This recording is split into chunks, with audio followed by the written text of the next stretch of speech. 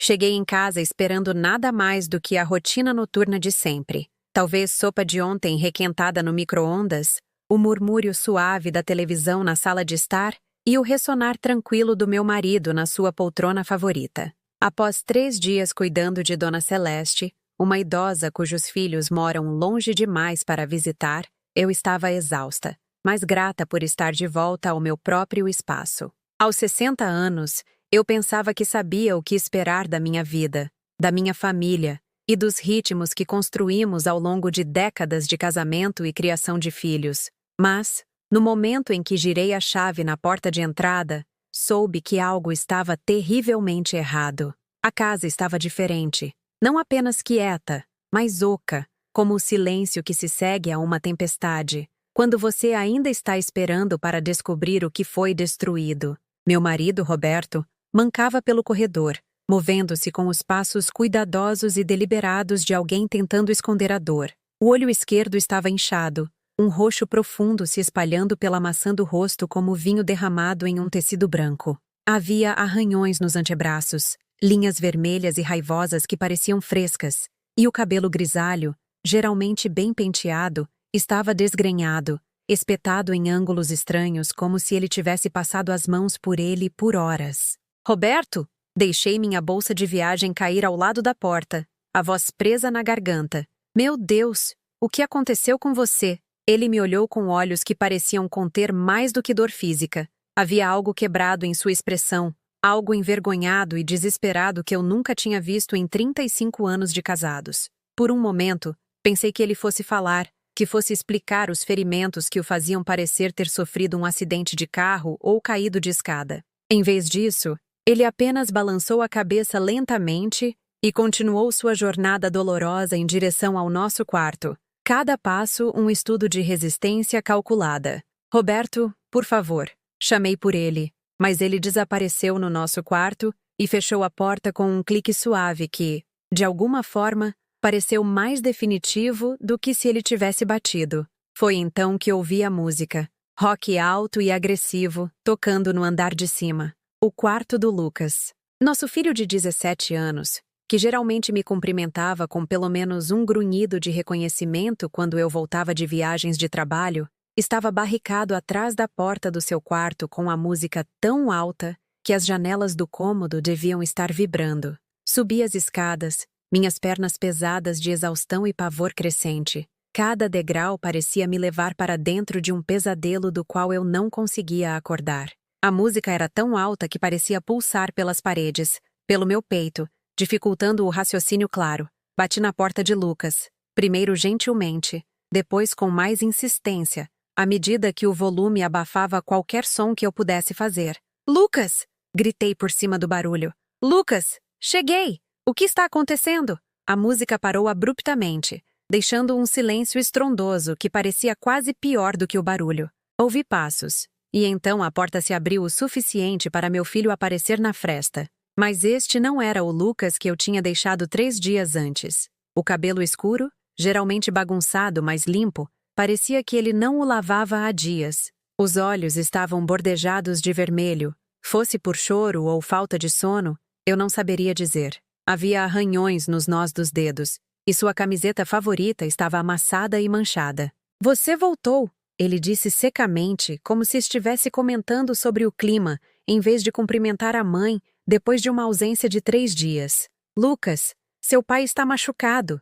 Ele está mancando. Está cheio de hematomas. O que aconteceu? Foi um acidente? Algo tremeluziu no rosto do meu filho. Culpa, talvez, ou raiva, ou algo que eu não conseguia identificar. Ele olhou para além de mim em direção à escada. Depois voltou a me encarar com uma expressão que eu nunca tinha visto antes. Fria, distante, como se estivesse olhando para uma estranha em vez da mulher que o criou, que sentou à beira do seu leito durante febres e pesadelos, que vibrou em todo jogo de futebol e ajudou em toda tarefa de casa difícil. Não é mais problema meu, ele disse, a voz monótona e sem emoção. As palavras me atingiram como um golpe físico. Não é mais problema meu, como se o pai dele, a nossa família, fosse algo de que ele pudesse simplesmente se afastar, algo descartável e sem importância. Fiquei ali no corredor, olhando para aquele jovem que carregava meus olhos e o queixo teimoso do pai, tentando entender como o filho que eu havia amamentado e nutrido tinha se tornado aquele estranho frio. O que você quer dizer com "não é mais problema seu"? Perguntei, minha voz subindo apesar dos meus esforços para manter a calma. Lucas, ele é seu pai. O que quer que tenha acontecido? Pergunta para ele. Lucas interrompeu, já recuando para dentro do quarto. Pergunta para ele o que ele fez. Antes que eu pudesse responder, antes que eu pudesse exigir uma explicação de verdade ou insistir que ele me dissesse o que havia despedaçado nossa família nos 3 dias em que estive fora, ele fechou a porta. Ouvi o clique da chave, seguido imediatamente pela música que recomeçava, ainda mais alta do que antes.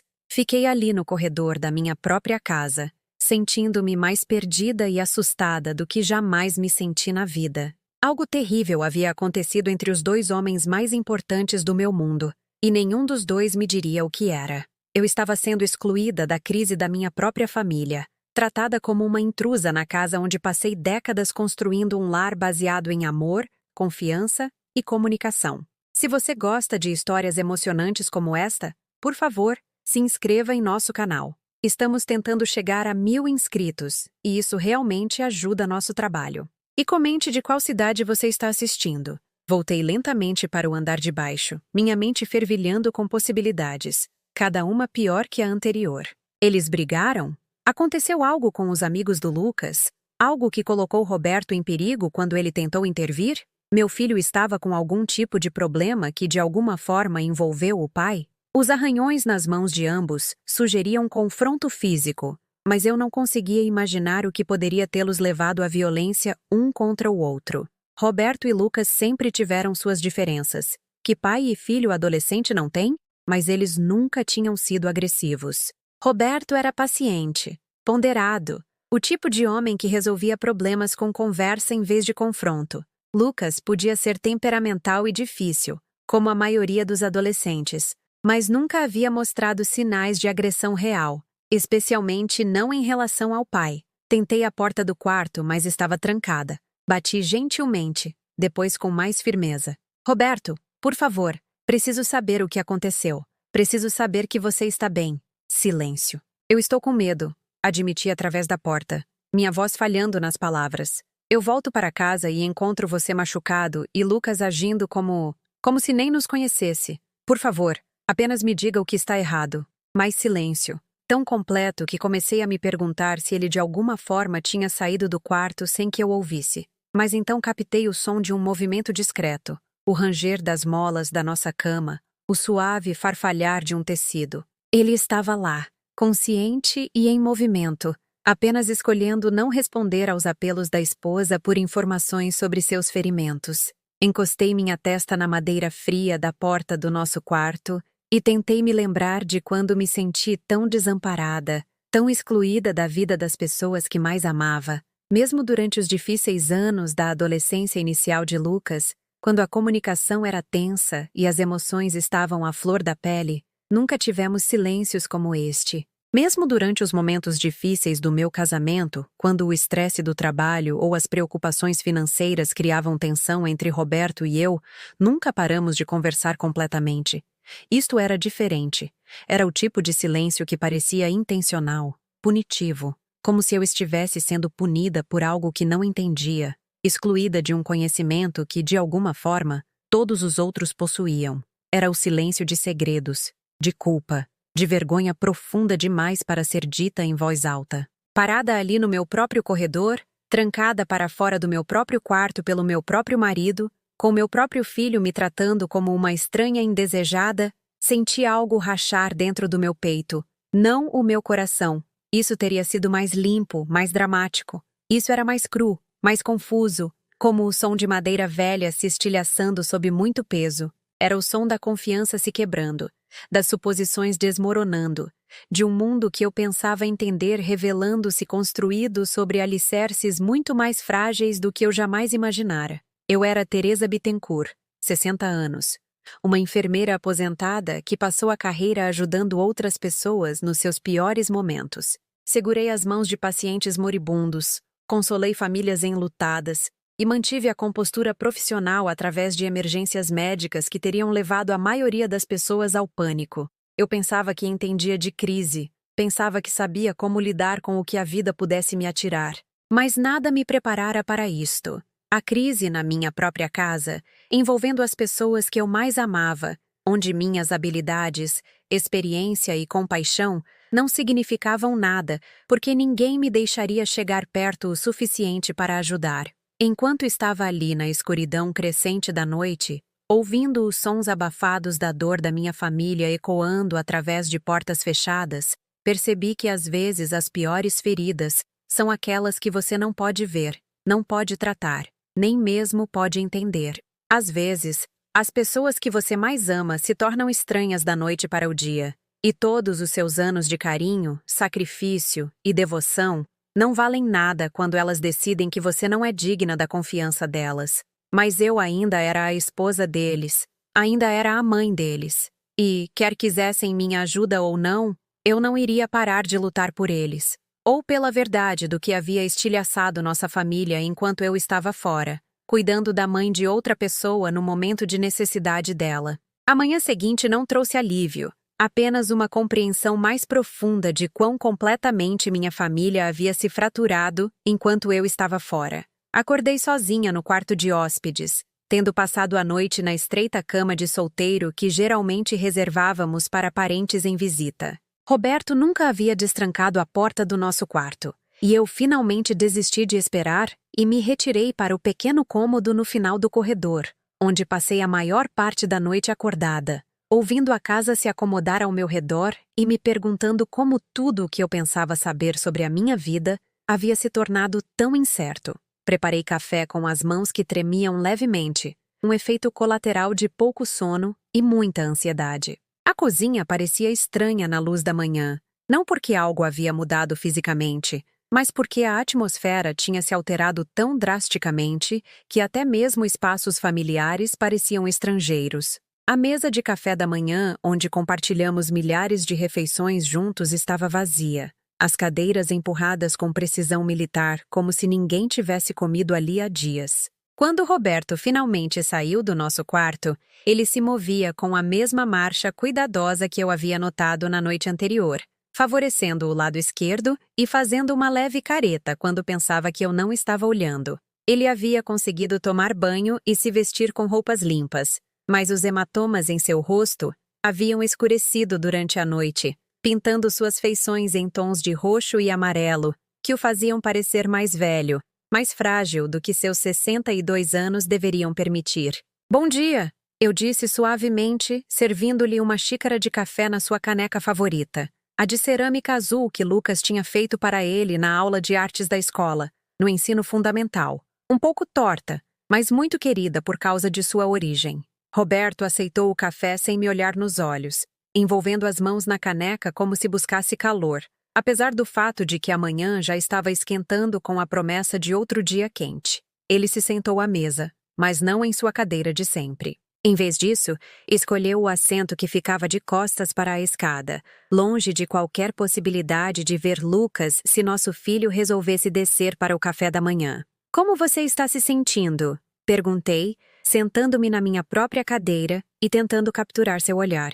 "Esses hematomas parecem dolorosos. Talvez eu devesse dar uma olhada." "Eu estou bem", ele interrompeu, a voz rouca e monótona. Foi a primeira vez que ele falou comigo desde que eu cheguei em casa, e as palavras não carregavam calor, nem convite para mais conversas. Elas eram um muro, não uma ponte. Estudei seu perfil enquanto ele olhava fixamente para o café, notando a maneira como sua mandíbula estava travada em uma linha dura. A tensão em seus ombros que falava de dor, tanto física quanto emocional. Este não era o Roberto com quem eu havia me casado. Não o homem gentil que segurou minha mão durante a doença final da minha mãe, que celebrou cada pequena vitória na infância de Lucas, como se nosso filho tivesse conquistado o mundo. Este era um estranho vestindo o rosto do meu marido, carregando feridas que eu não tinha permissão para entender ou ajudar a curar. "Roberto", tentei novamente, mantendo minha voz o mais suave possível. "Eu sei que algo terrível aconteceu enquanto eu estava fora. Eu posso ver que você está machucado e posso ver que algo está errado entre você e Lucas. Mas eu não posso ajudar se você não me disser o que está acontecendo. Eu sou sua esposa. Nós deveríamos enfrentar as coisas juntos. Por um momento, algo tremeluziu em sua expressão. Dor, talvez, ou arrependimento. Pensei que ele fosse falar, que finalmente fosse fazer a ponte sobre a lacuna que havia se aberto entre nós. Em vez disso, ele se afastou da mesa, as pernas da cadeira raspando no chão com um som áspero que pareceu ecoar pela casa silenciosa. Algumas coisas não podem ser consertadas, Teresa. Ele disse calmamente, sem olhar para mim. Algumas coisas estão apenas quebradas. Ele deixou o café pela metade e mancou em direção à sala de estar, deixando-me sozinha à mesa do café da manhã, com perguntas que pareciam se multiplicar em vez de diminuir. Ouvi a televisão ser ligada, o volume ajustado propositalmente alto o suficiente para desencorajar qualquer tentativa de conversa posterior. O bate-papo alegre dos âncoras do noticiário matinal sobre o tempo e o trânsito parecia obscenamente normal em contraste com a crise que se desenrolava na minha própria casa. Quando Lucas finalmente apareceu, já era quase meio-dia, e ele parecia ainda pior do que na noite anterior. O cabelo estava oleoso e desalinhado, as roupas amassadas como se ele tivesse dormido com elas. Olheiras sob os olhos sugeriam que ele tinha dormido tanto quanto eu. E havia algo selvagem e desesperado em sua expressão que me assustou mais do que sua frieza na noite anterior. Ele se moveu pela cozinha como um fantasma, abrindo a geladeira e olhando fixamente para o conteúdo sem realmente vê-lo. Eu o observei da porta. Este jovem que antes corria para mim com todo o joelho ralado e brinquedo quebrado, que confiava em mim seus medos de infância e ansiedades adolescentes. Agora ele parecia determinado a fingir que eu não existia. Lucas, eu disse suavemente entrando na sala.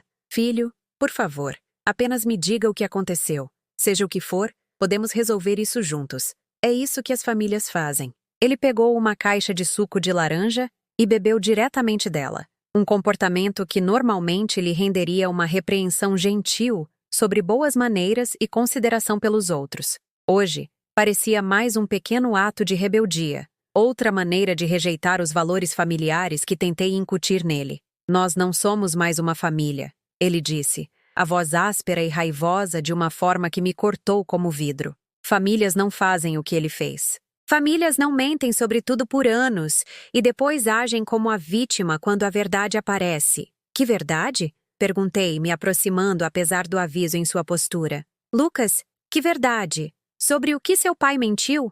Mas Lucas já estava se movendo em direção à porta, o suco de laranja ainda na mão, seu corpo inteiro irradiando o tipo de energia inquieta que sugeria que ele mal conseguia se manter sob controle. Na porta, ele parou e olhou para mim com uma expressão que misturava pena com algo que poderia ter sido desprezo. Pergunta para o seu marido perfeito, ele disse. Pergunta para ele sobre as promessas que ele quebrou e a confiança que ele destruiu. Pergunta para ele sobre os 18 anos de mentiras que ele tem nos contado.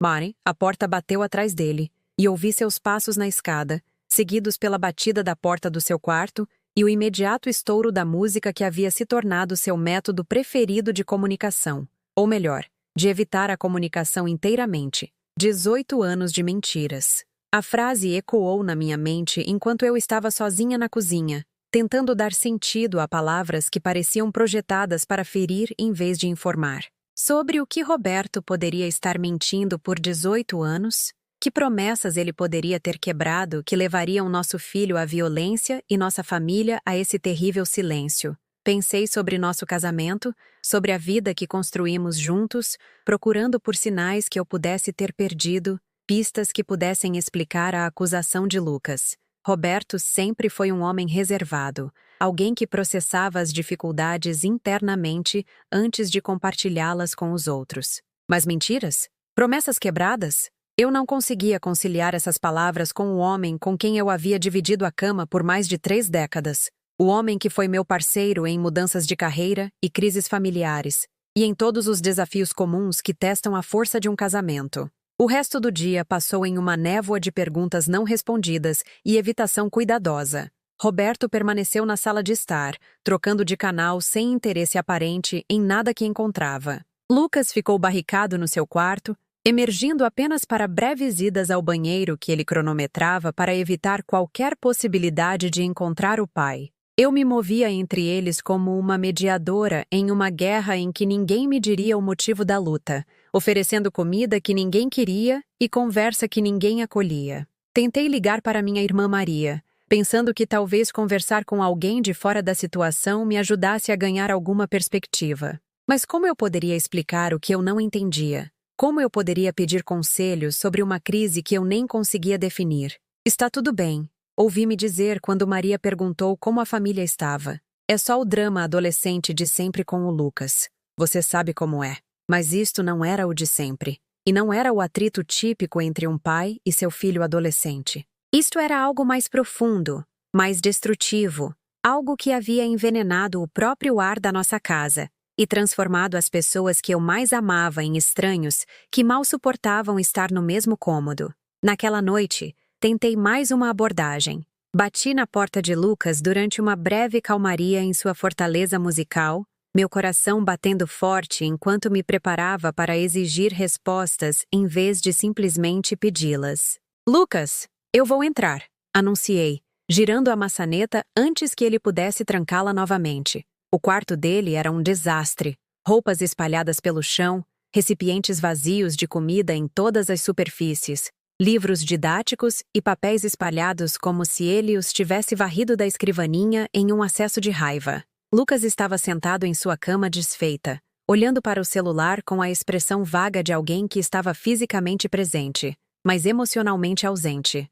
Sai! Ele disse sem olhar para cima. Não, respondi, surpresa com a firmeza na minha própria voz. Eu não vou sair, e não vou deixar você sozinho até que me diga o que está acontecendo. Eu sou sua mãe, Lucas. Eu tenho o direito de saber por que minha família está desmoronando. Pela primeira vez desde que cheguei em casa, ele olhou diretamente para mim, e o que eu vi em seus olhos partiu meu coração.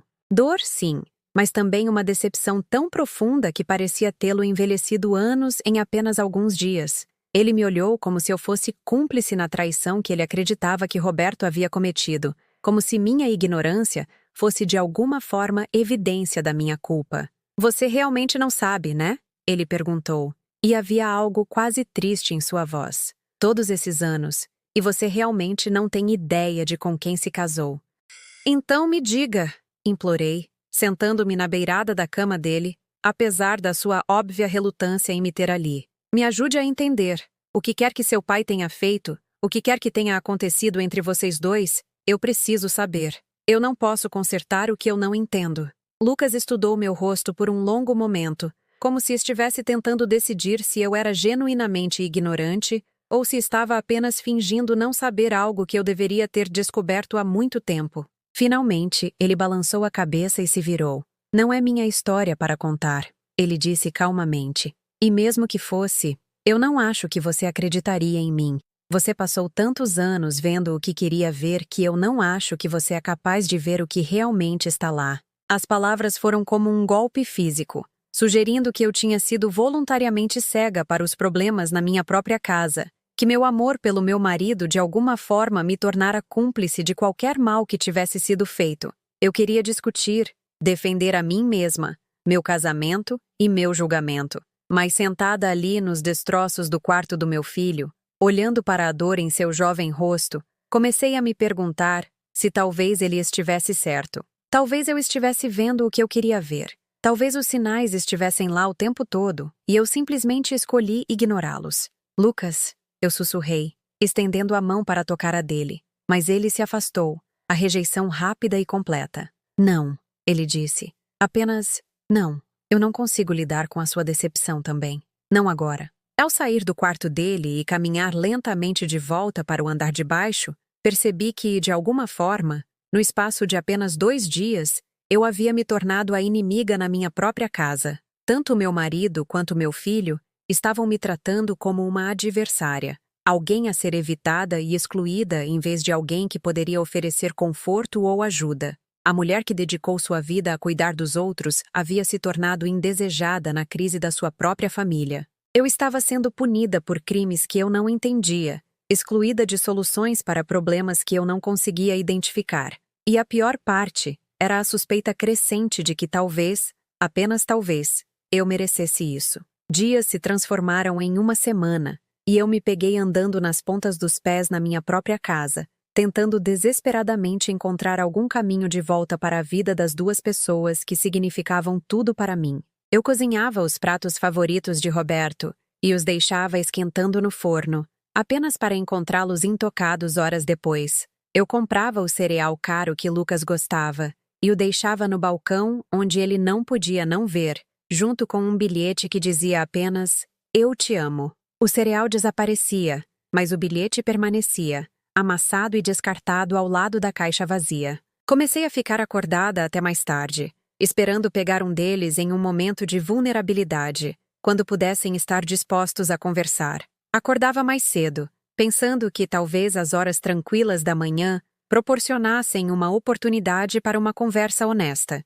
Mas Roberto havia desenvolvido a capacidade de se mover pela casa como um fantasma, aparecendo e desaparecendo sem fazer contato visual ou reconhecer minha presença. Lucas havia aperfeiçoado a arte de existir no mesmo espaço, enquanto deixava claro que eu era invisível para ele. A pior parte não era o silêncio. Eram os momentos em que eles se esqueciam de manter seus muros completamente, quando eu vislumbrava a dor que ambos carregavam e percebia o quão completamente eu havia sido excluída dela. Eu encontrava Roberto parado na janela da cozinha no início da manhã, seus ombros tremendo com o que poderiam ter sido lágrimas, mas no momento em que ele sentia minha presença, sua postura se endireitava e a vulnerabilidade desaparecia por trás de uma máscara de indiferença controlada. Eu ouvia Lucas ao telefone com seus amigos, a voz animada e normal, rindo de piadas e fazendo planos para o fim de semana. Mas no instante em que ele percebia que eu estava por perto,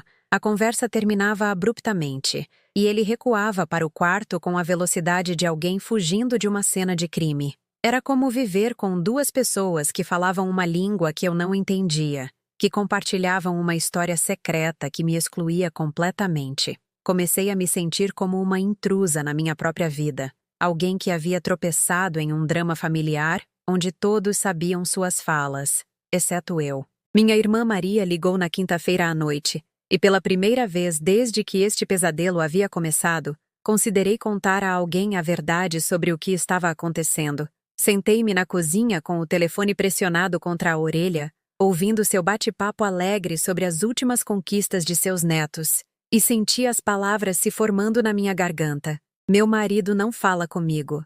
Meu filho me trata como se eu estivesse contaminada. Minha família desmoronou e ninguém me diz o porquê.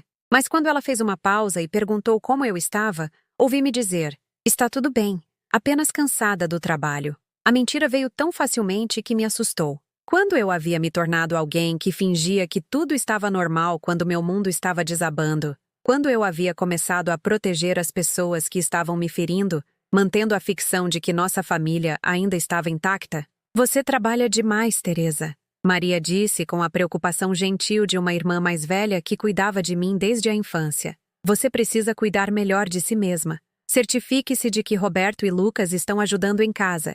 Olhei ao redor da cozinha que eu havia limpado sozinha todos os dias na última semana, para as refeições que eu havia cozinhado para pessoas que não comiam comigo, para as roupas que eu havia dobrado para uma família que agia como se eu não existisse. A ironia do conselho de Maria era tão afiada que era quase engraçada. "Eles ajudam", eu disse, adicionando outra mentira à crescente pilha. "Todos nós colaboramos." Depois que desliguei, sentei-me sozinha à mesa da cozinha e tentei me lembrar de quando me senti pela última vez um membro valorizado da minha própria família. Havia sinais antes de eu partir para cuidar de Dona Celeste? Roberto e Lucas estavam se afastando de mim gradualmente, tão lentamente que eu não notei até que a distância se tornou um abismo? Pensei na última conversa que tive com Lucas antes de sair para minha viagem de trabalho. Ele estava estressado com um projeto de história e eu me ofereci para ajudá-lo a pesquisar e organizar seus pensamentos. "Eu consigo sozinho, mãe", ele disse, não de forma rude, mas com um desdém que sugeria que minha ajuda não era necessária ou desejada.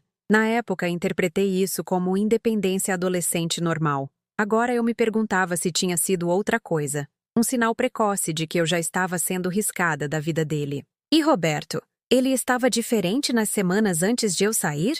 Tentei recordar nossas interações, procurando por pistas que eu pudesse ter perdido. Ele estava trabalhando até mais tarde com mais frequência, ficando no escritório para reuniões noturnas que pareciam se multiplicar sem explicação. Quando perguntei sobre as horas extras, ele disse algo vago sobre um cliente difícil e pressões de fim de ano. Aceitei a explicação sem questionar, confiando nele como sempre confiei. Mas agora eu me perguntava, realmente havia reuniões? Ou ele estava evitando a casa por razões que eu era ingênua demais para reconhecer? Os sinais da crise que estava por vir estavam lá o tempo todo, visíveis para todos, exceto para a esposa que pensava conhecer o coração do marido?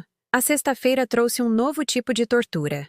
Lucas recebeu amigos em casa pela primeira vez desde que voltei, e eu ouvia da cozinha enquanto ele ria e brincava com eles na sala de estar. A voz dele era leve, despreocupada, nada parecida com o tom frio e raivoso que ele usava comigo. Eu podia ouvi-lo sendo o filho de quem me lembrava, engraçado, atencioso, envolvido com o mundo ao seu redor. Era como descobrir que alguém que você pensava ser mudo, na verdade, falava perfeitamente bem. Eles apenas escolhiam não falar com você. Levei lanches para a sala de estar, pensando que talvez a presença dos amigos o forçasse a me reconhecer com algo próximo da cortesia normal. Os meninos, 3 adolescentes que eu conhecia desde o ensino fundamental, olharam para mim com os sorrisos educados que garotos bons reservavam para os pais dos amigos. "Obrigado, Dona Teresa", disse Pedro, um garoto doce que era o melhor amigo de Lucas desde o primário. "Parecem ótimos." Mas Lucas não olhou para mim. Ele continuou a conversa como se eu não tivesse entrado na sala, como se os lanches tivessem se materializado por algum milagre que não exigia o esforço ou a consideração da mãe dele. Os amigos olhavam entre nós, claramente sentindo a tensão, mas educados demais para comentar.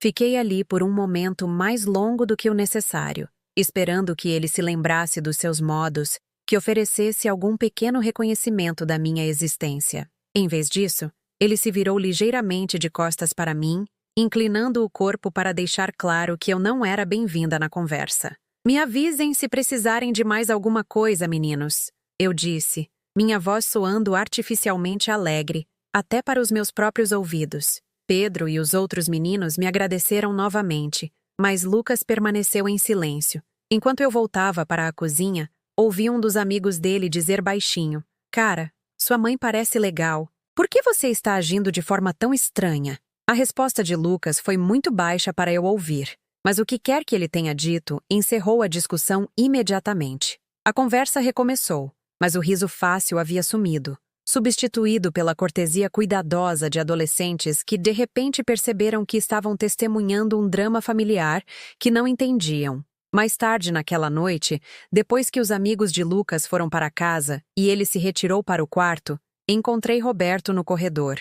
Por um momento, ficamos um de frente para o outro no espaço estreito entre o banheiro e o nosso quarto, perto o suficiente para eu ver a exaustão em seus olhos. A forma como os hematomas em seu rosto haviam desbotado de roxo para amarelo esverdeado. "Roberto", eu disse suavemente, estendendo a mão para tocar seu braço. Ele se afastou do meu toque como se eu o tivesse queimado, sua reação tão violenta e imediata que tropecei para trás, batendo na parede. O olhar que ele me deu era de pura repulsa, como se a minha própria presença o enojasse. "Não", ele disse, a voz rouca com uma emoção que eu não conseguia identificar. "Apenas... não me toque." As palavras me atingiram como um golpe físico, deixando-me sem fôlego e confusa. Em 35 anos de casamento, Roberto nunca havia falado comigo com tanta veemência. Nunca havia me olhado com um desgosto tão óbvio. Mesmo durante nossas piores discussões, mesmo quando estávamos cansados e estressados, descarregando nossas frustrações um no outro, sempre houve amor e respeito subjacentes. Isto era diferente. Era uma rejeição tão completa que parecia ódio. "Eu não entendo", eu sussurrei, pressionando minhas costas contra a parede como se pudesse desaparecer nela. "Roberto, eu não entendo o que eu fiz de errado. Por favor, apenas me diga o que eu fiz para que eu possa consertar."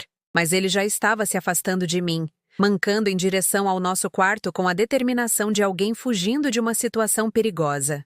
A porta se fechou atrás dele com um clique suave, seguido pelo som da chave girando. Fiquei no corredor por um longo tempo, revivendo o encontro e tentando dar sentido à sua reação. A repulsa em seus olhos tinha sido real, inconfundível. Mas o que eu poderia ter feito para merecer tal desgosto do homem que um dia prometeu me amar na saúde e na doença, na alegria e na tristeza? Naquela noite, deitei-me na cama do quarto de hóspedes e tentei me lembrar da última vez que Roberto havia me tocado voluntariamente. Não apenas sexualmente, mas qualquer tipo de afeto físico.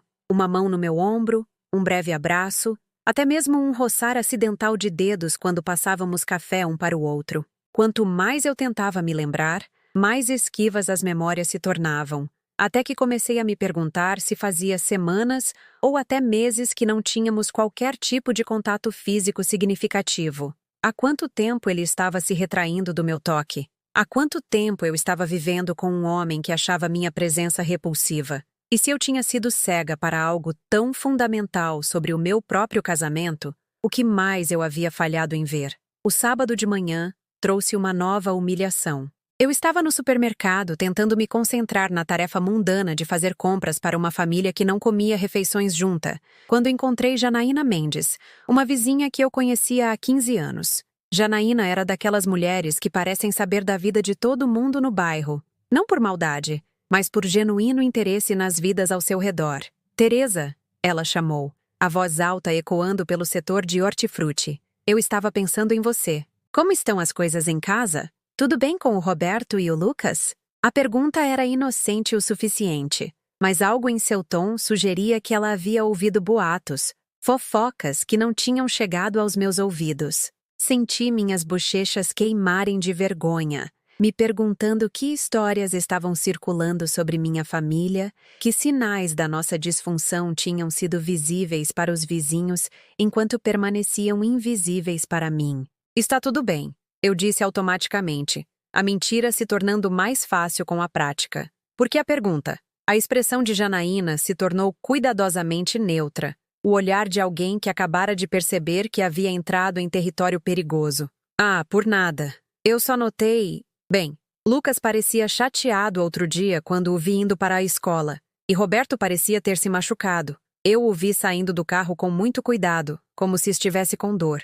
Ela os tinha visto. Ela havia notado coisas sobre minha família que eu não estava por perto para observar. E seu tom cuidadoso sugeria que o que quer que ela tenha testemunhado tinha sido preocupante o suficiente para gerar discussão na vizinhança. Eu estava me tornando um tópico de especulação. A esposa que aparentemente não sabia o que estava acontecendo na sua própria casa.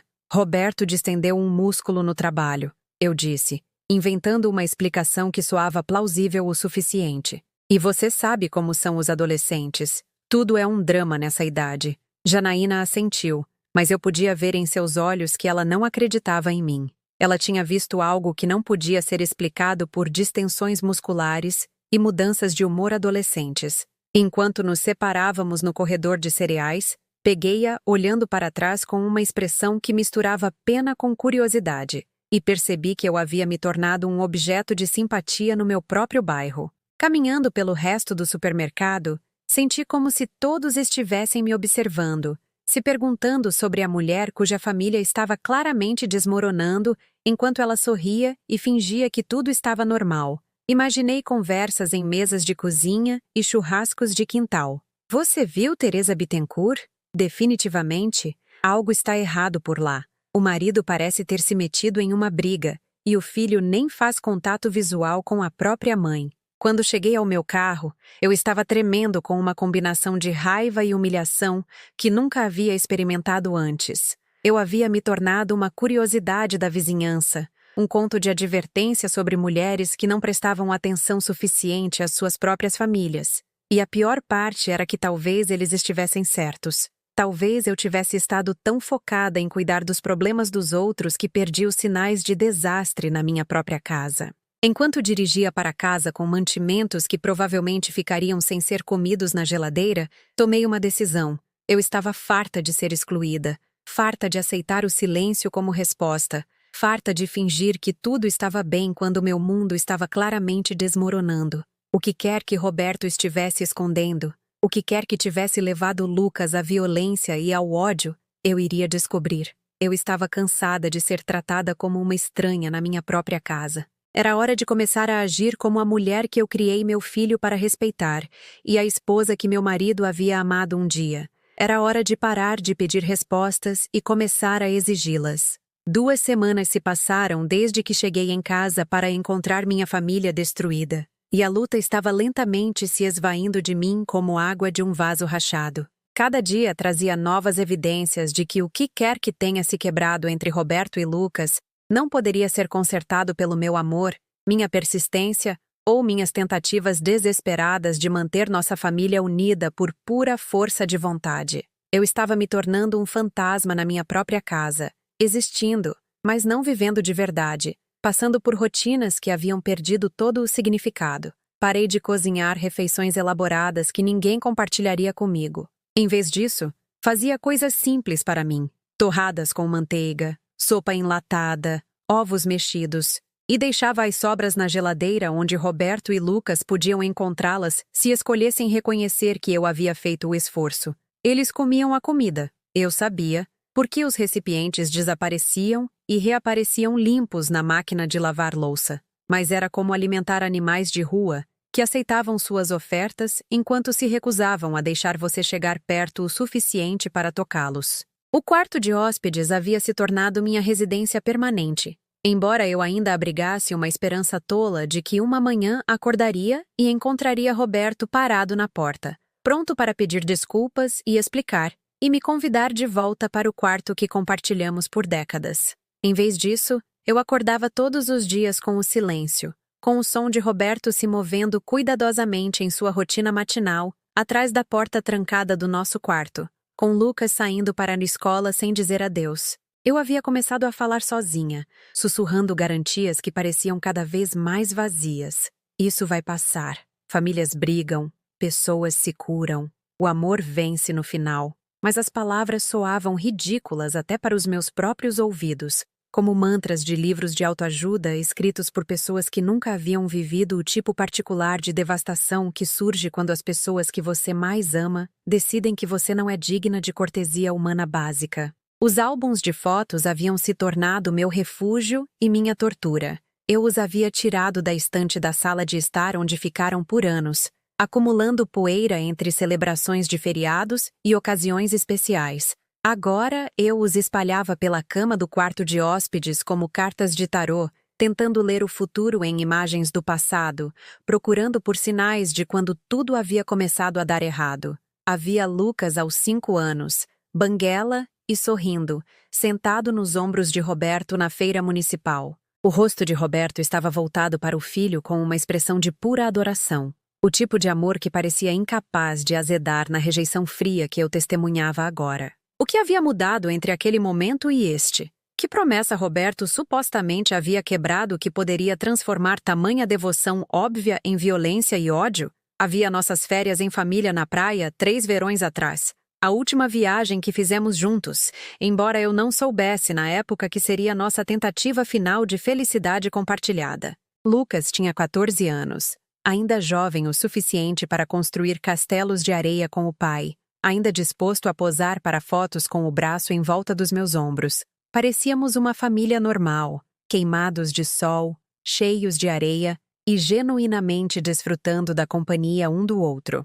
Estudei o rosto de Roberto naquelas fotos com a intensidade de um detetive examinando evidências. Havia sinais mesmo naquela época? Alguma sombra por trás do seu sorriso? Alguma distância em seus olhos que eu tinha sido muito feliz para notar? Ou as mentiras que Lucas mencionou haviam sido mantidas com tanta habilidade que nem mesmo a evidência fotográfica poderia revelá-las? O álbum de casamento era o mais doloroso de se olhar, cheio de imagens de um jovem casal que acreditava estar fazendo promessas que durariam para sempre. Teresa, de 25 anos, no vestido de noiva da avó, Roberto, de 30 anos, em um smoking alugado que ele reclamou que o fazia parecer um pinguim.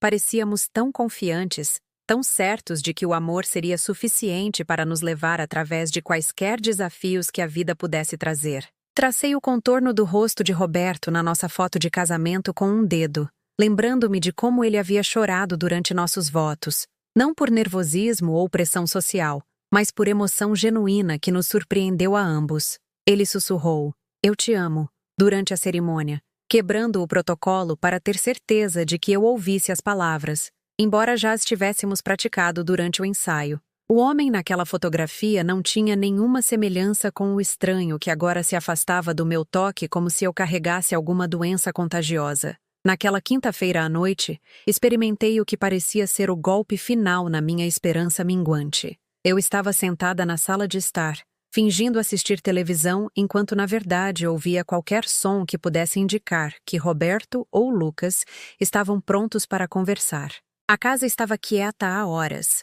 Roberto no nosso quarto com a porta trancada, Lucas no quarto dele com música tocando em um volume apenas alto o suficiente para desencorajar a interrupção. Por volta das 9 horas, ouvi vozes vindas do quintal da frente. Roberto estava lá fora, conversando com alguém em tons muito baixos para eu entender as palavras, mas animados o suficiente para sugerir uma conversa de verdade, em vez dos grunhidos monossilábicos que ele vinha me oferecendo. Movi-me para a janela e o vi parado perto da nossa caixa de correio, falando com o Sr. Fernando, nosso vizinho da porta ao lado. O que me atingiu não foi a conversa em si. Roberto sempre foi amigável com Fernando, compartilhando discussões casuais sobre jardinagem e política de bairro. O que me devastou foi ver meu marido animado e envolvido, sorrindo e gesticulando de maneiras que ele não fazia comigo desde que voltei para casa. Ele parecia o homem com quem eu havia me casado, o homem por quem eu havia me apaixonado, o homem com quem eu pensei que envelheceria. Mas esse homem, aparentemente, estava disponível para todos, exceto para a esposa. Quando Roberto voltou para dentro, ele passou pela sala de estar sem reconhecer minha presença, embora devesse saber que eu estava lá. A televisão estava ligada, a luminária acesa, e eu estava sentada à vista de quem entrasse na casa. No entanto, ele se moveu pelo espaço como se eu fosse um móvel, presente mas irrelevante, parte da paisagem, mas não digna de reconhecimento. "Como está o Fernando?" perguntei, minha voz soando desesperada até para os meus próprios ouvidos. Roberto parou no pé da escada, e por um momento pensei que ele realmente fosse responder.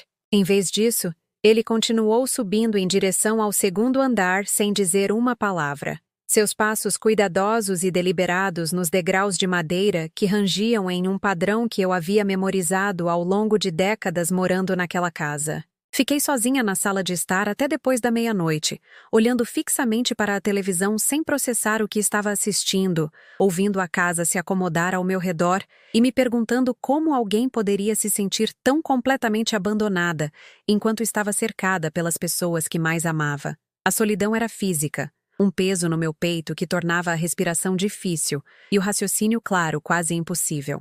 A sexta-feira trouxe um ritual que antes era uma das minhas tradições semanais favoritas: fazer compras para as refeições de fim de semana da nossa família. Por anos, eu planejei cafés da manhã elaborados para as manhãs de sábado e jantares especiais para as noites de domingo, tratando o fim de semana como uma oportunidade de mostrar meu amor através da comida e das refeições compartilhadas. Eu passeava pelos corredores do supermercado pensando no que faria Roberto sorrir. Que nova receita poderia tentar Lucas a experimentar algo diferente? Como eu poderia criar o tipo de calor doméstico que fazia nossa casa parecer um lar?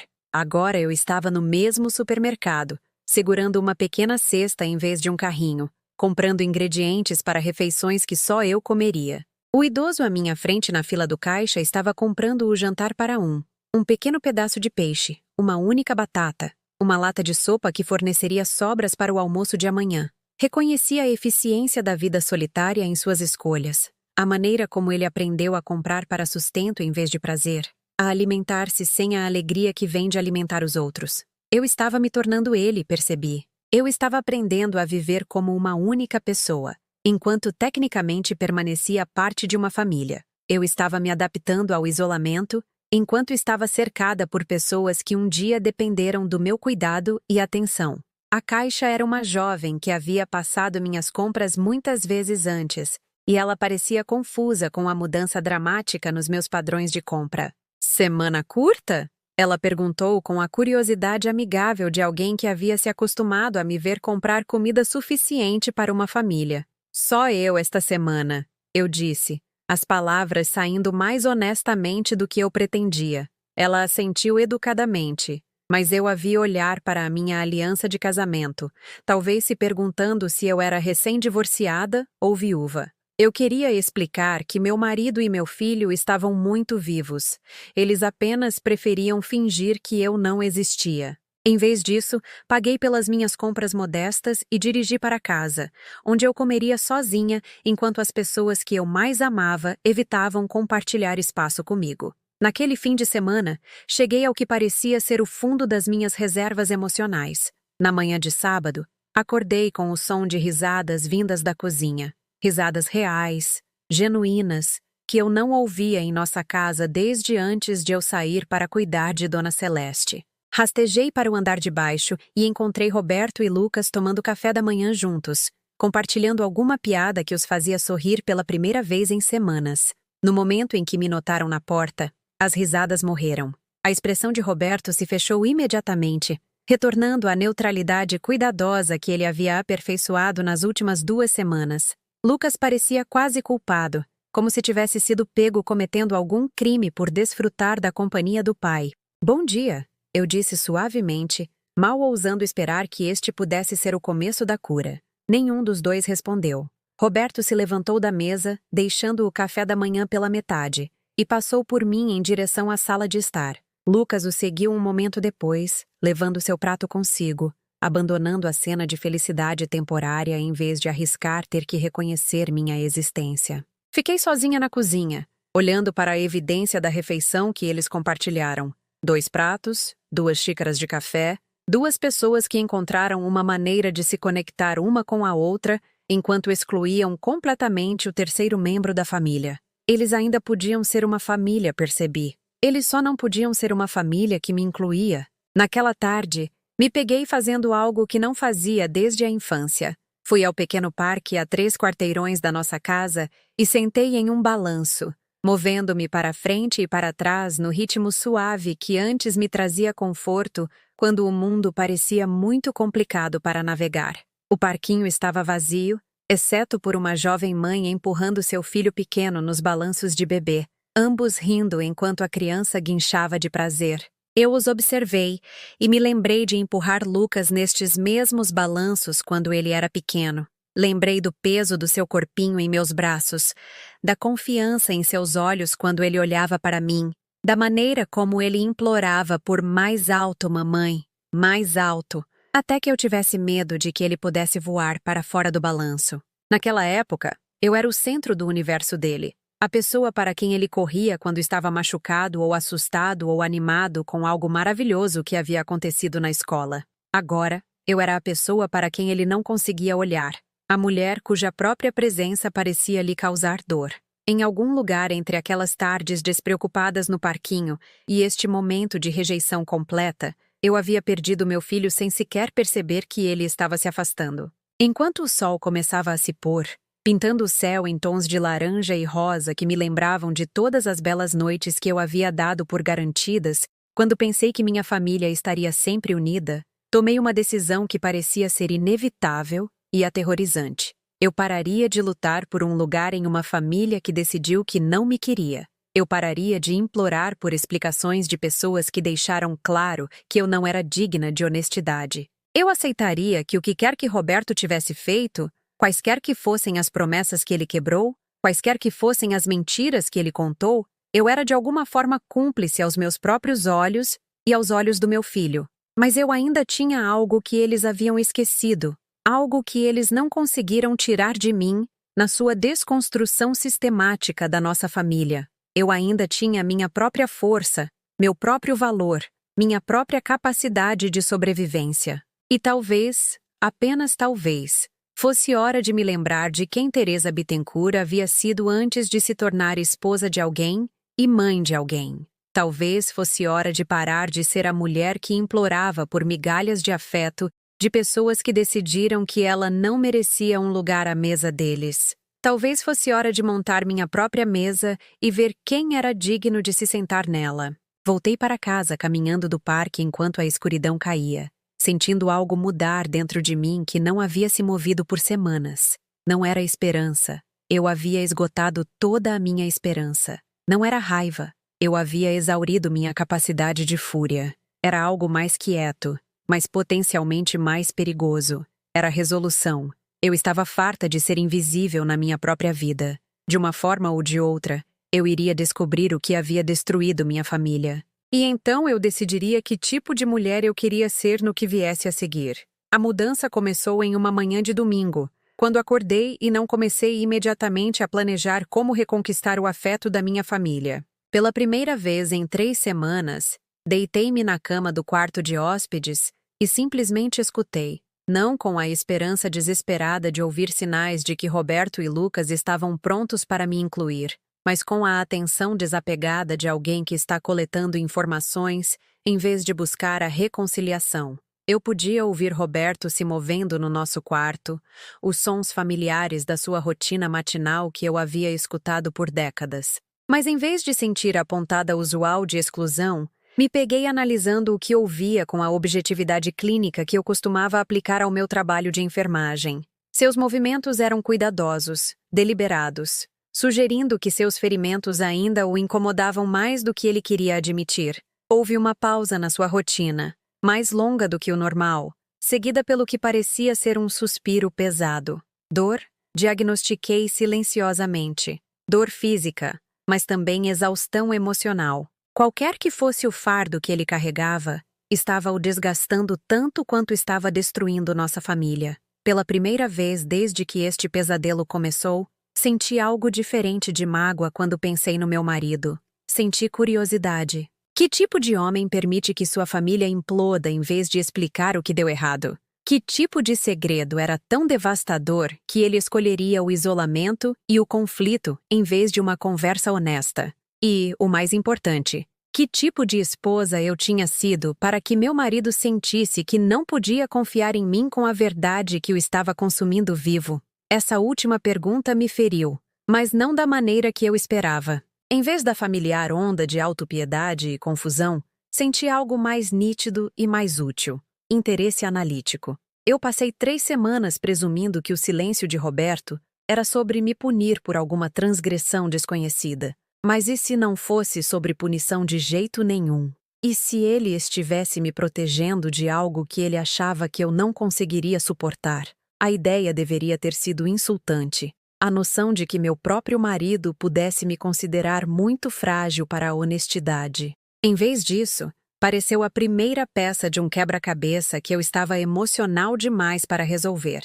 Roberto sempre foi protetor comigo, às vezes até demais. Ele era o tipo de homem que mudava de assunto quando os filmes ficavam muito violentos, que evitava me contar sobre problemas no trabalho que pudessem me preocupar, que lidava com assuntos de família desagradáveis, sem me envolver nos detalhes. E se o que quer que tenha acontecido entre ele e Lucas caísse nessa categoria? E se os 18 anos de mentiras que Lucas mencionou não fossem enganos maliciosos, mas omissões protetoras, segredos guardados não para me fazer mal, mas para me poupar de um conhecimento que Roberto achava que me destruiria? Vesti-me em silêncio, escolhendo roupas com o mesmo cuidado deliberado que usei uma vez ao me preparar para plantões difíceis no hospital.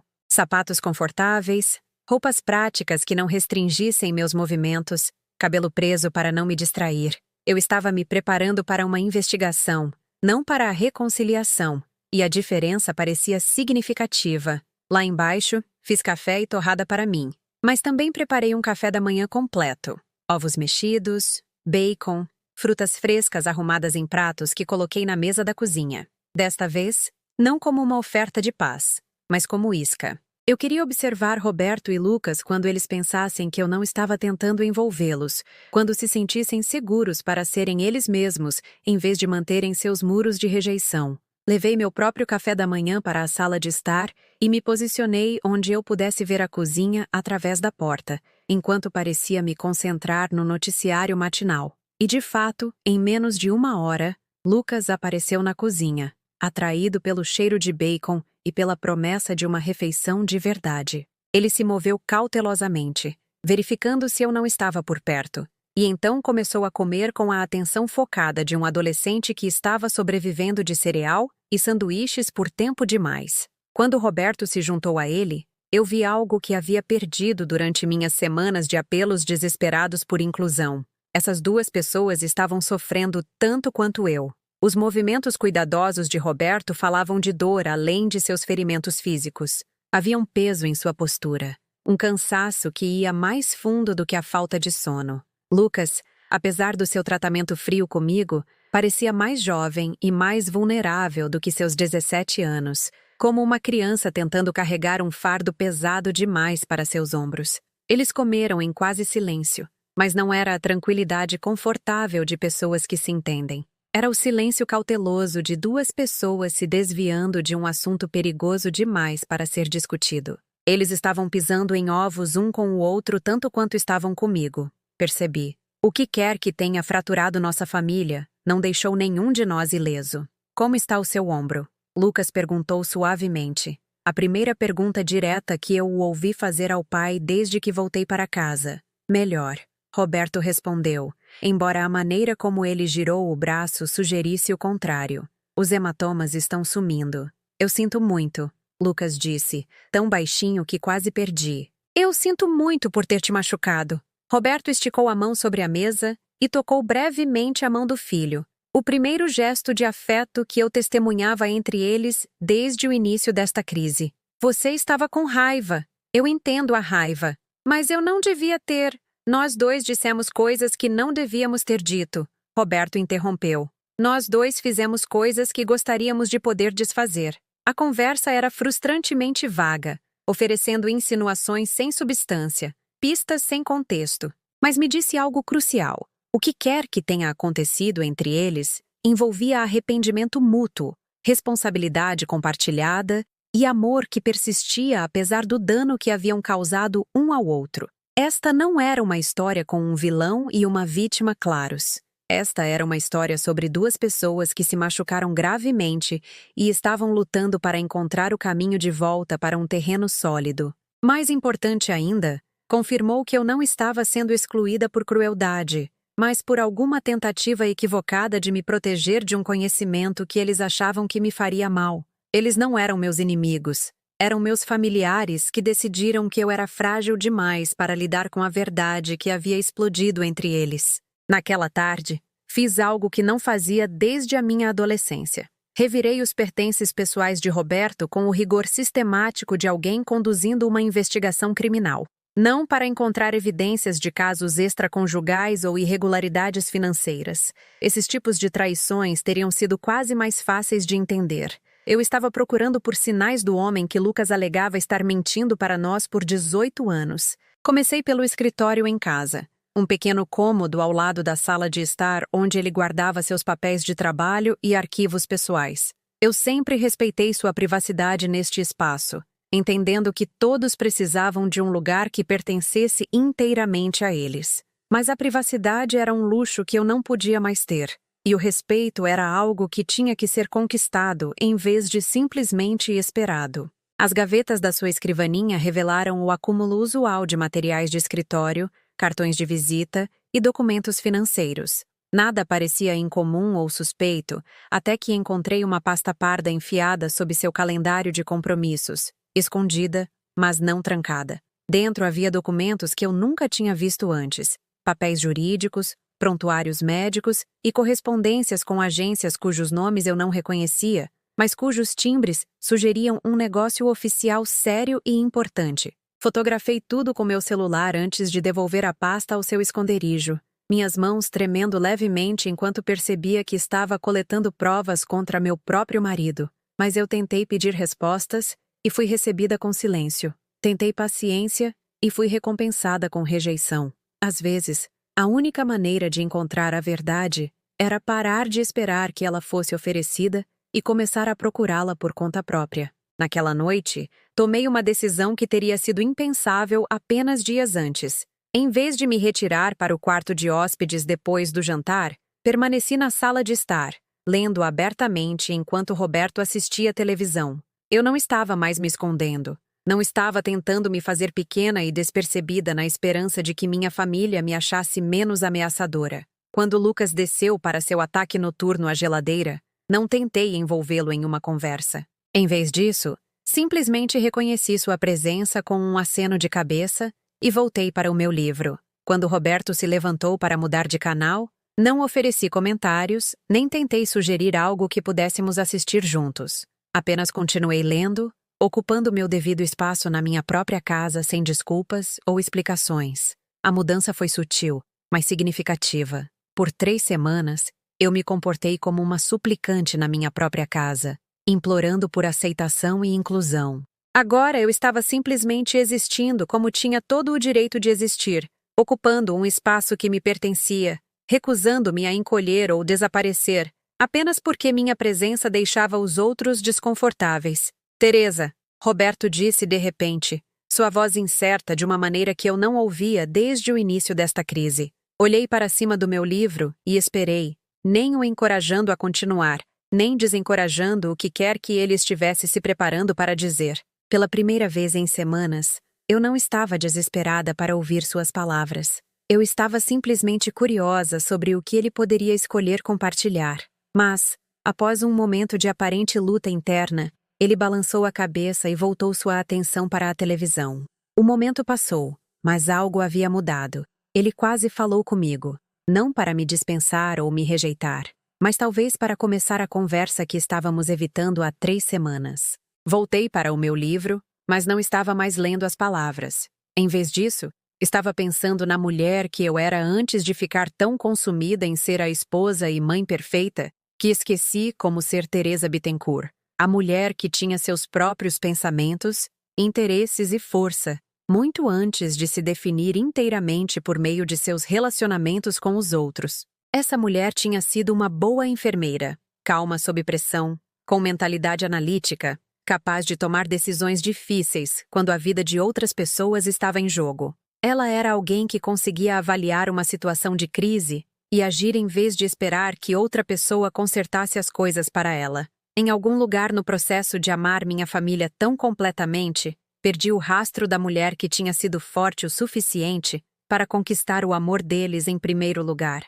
Eu fiquei tão focada em atender às necessidades deles que esqueci que eu tinha necessidades próprias, tão dedicada a resolver os problemas deles, que parei de esperar que eles considerassem meus sentimentos. Mas essa mulher ainda estava dentro de mim, percebi. Ela estava adormecida, não morta, e talvez fosse hora de acordá-la. Eu vou dormir, Roberto anunciou por volta das 10 horas, seu tom cuidadosamente neutro. Boa noite, eu respondi, sem tirar os olhos do livro. Ele parou na porta, talvez esperando que eu dissesse algo mais, que fizesse algum gesto em direção à reconciliação ou pelo menos reconhecimento da distância entre nós. Como eu não fiz, ele continuou em direção à escada, mas seus passos estavam mais lentos do que o normal, quase hesitantes. Lucas apareceu alguns minutos depois, pegando um copo de água na cozinha. Ao passar pela sala de estar, ele olhou para mim com uma expressão que eu não conseguia decifrar.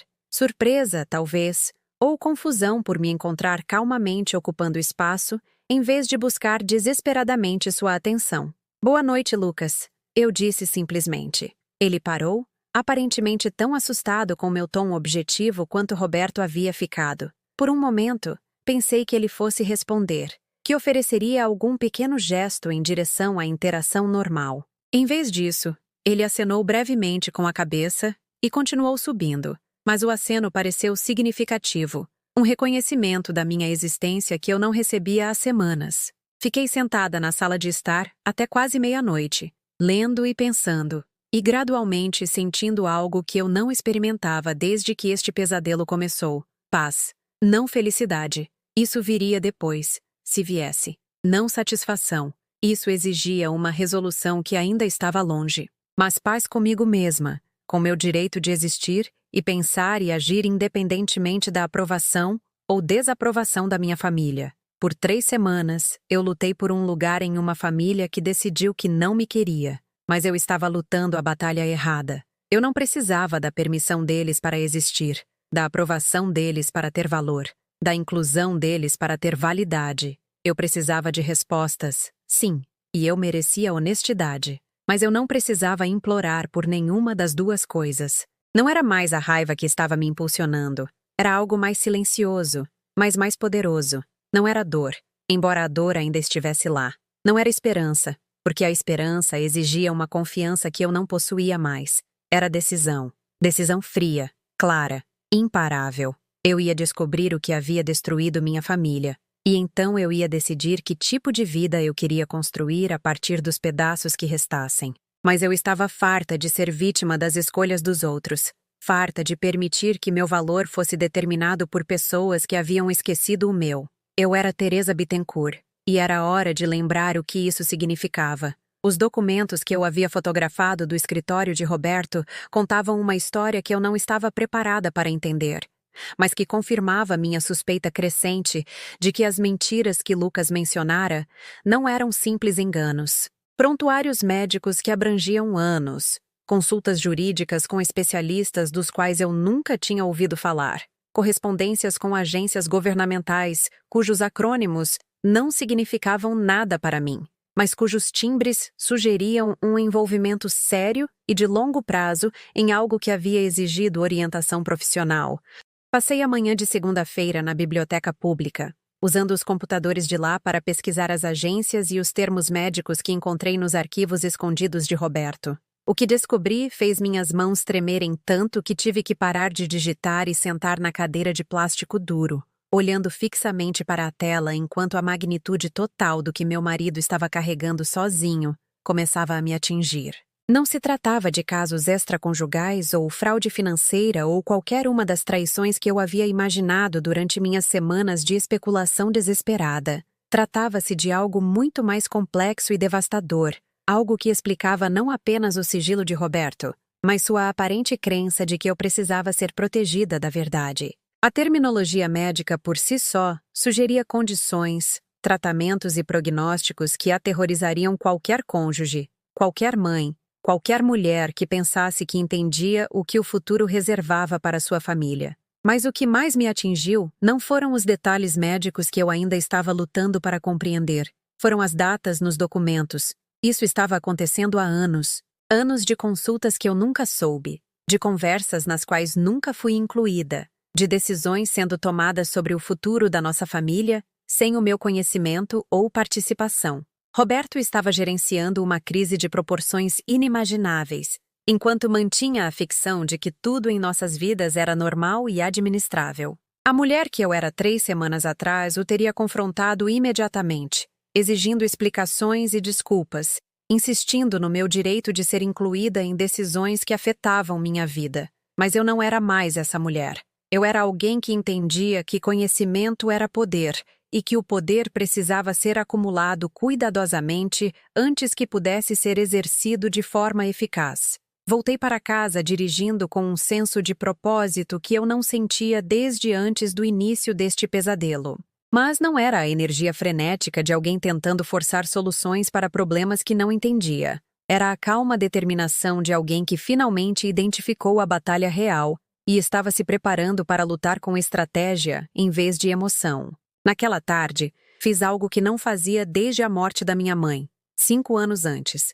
Liguei para a irmã dela, minha tia Carmen, que havia criado 7 filhos e enterrado 2 maridos, e de alguma forma emergiu de décadas de crises familiares com sua sabedoria e humor intactos. Carmen tinha 83 anos, mais esperta do que a maioria das pessoas com metade da sua idade, e possuía o tipo de percepção prática que vinha de sobreviver a mais coisas do que a maioria das pessoas poderia imaginar. Minha filha, ela disse quando ouviu minha voz, usando o carinho que sempre me fazia sentir como se ainda fosse a jovem mulher que vinha até ela em busca de conselhos sobre tudo, de culinária a casamento. Você parece diferente, cansada, mas não derrotada. O que está acontecendo? Eu contei tudo a ela. Não apenas sobre as últimas 3 semanas, mas sobre os documentos que encontrei, a pesquisa que fiz, a crescente compreensão de que a crise da minha família estava enraizada em algo muito mais sério do que as traições emocionais que eu suspeitara inicialmente. Carmen ouviu sem interromper, fazendo apenas pequenos sons de reconhecimento que me fizeram saber que ela estava processando cada palavra. Então, ela disse quando terminei, seu marido tem carregado um segredo que o tem consumido vivo por anos. E seu filho descobriu de uma forma que o fez se sentir traído. E ambos acham que você é frágil demais para lidar com a verdade que eles têm vivido. É o que parece, admiti. E como isso faz você se sentir?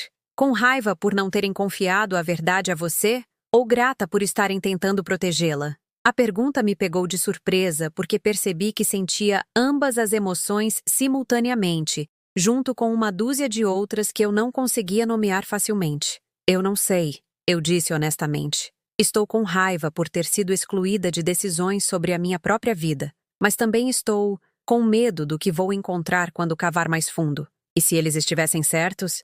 E se eu não for forte o suficiente para lidar com o que eles têm escondido? Carmen ficou em silêncio por um longo momento, e quando ela falou novamente, sua voz carregava a autoridade de alguém que sobreviveu a todas as crises que a vida podia atirar em uma mulher e emergiu mais forte em vez de quebrada. Teresa, quando sua mãe estava morrendo, você se lembra do que fez? Eu me lembrava. Eu havia tirado uma licença do trabalho, mudei-me para a casa dos meus pais e passei 3 meses gerenciando os cuidados médicos dela com o tipo de competência focada que surpreendeu até a mim. Eu naveguei por companhias de seguro e horários de medicação e opções de tratamento, tomando decisões quando meu pai estava muito de luto para pensar claramente, defendendo o conforto e a dignidade da minha mãe, quando os profissionais médicos pareciam mais preocupados com procedimentos do que com pacientes. Você se tornou a pessoa mais forte naquela sala, Carmen continuou.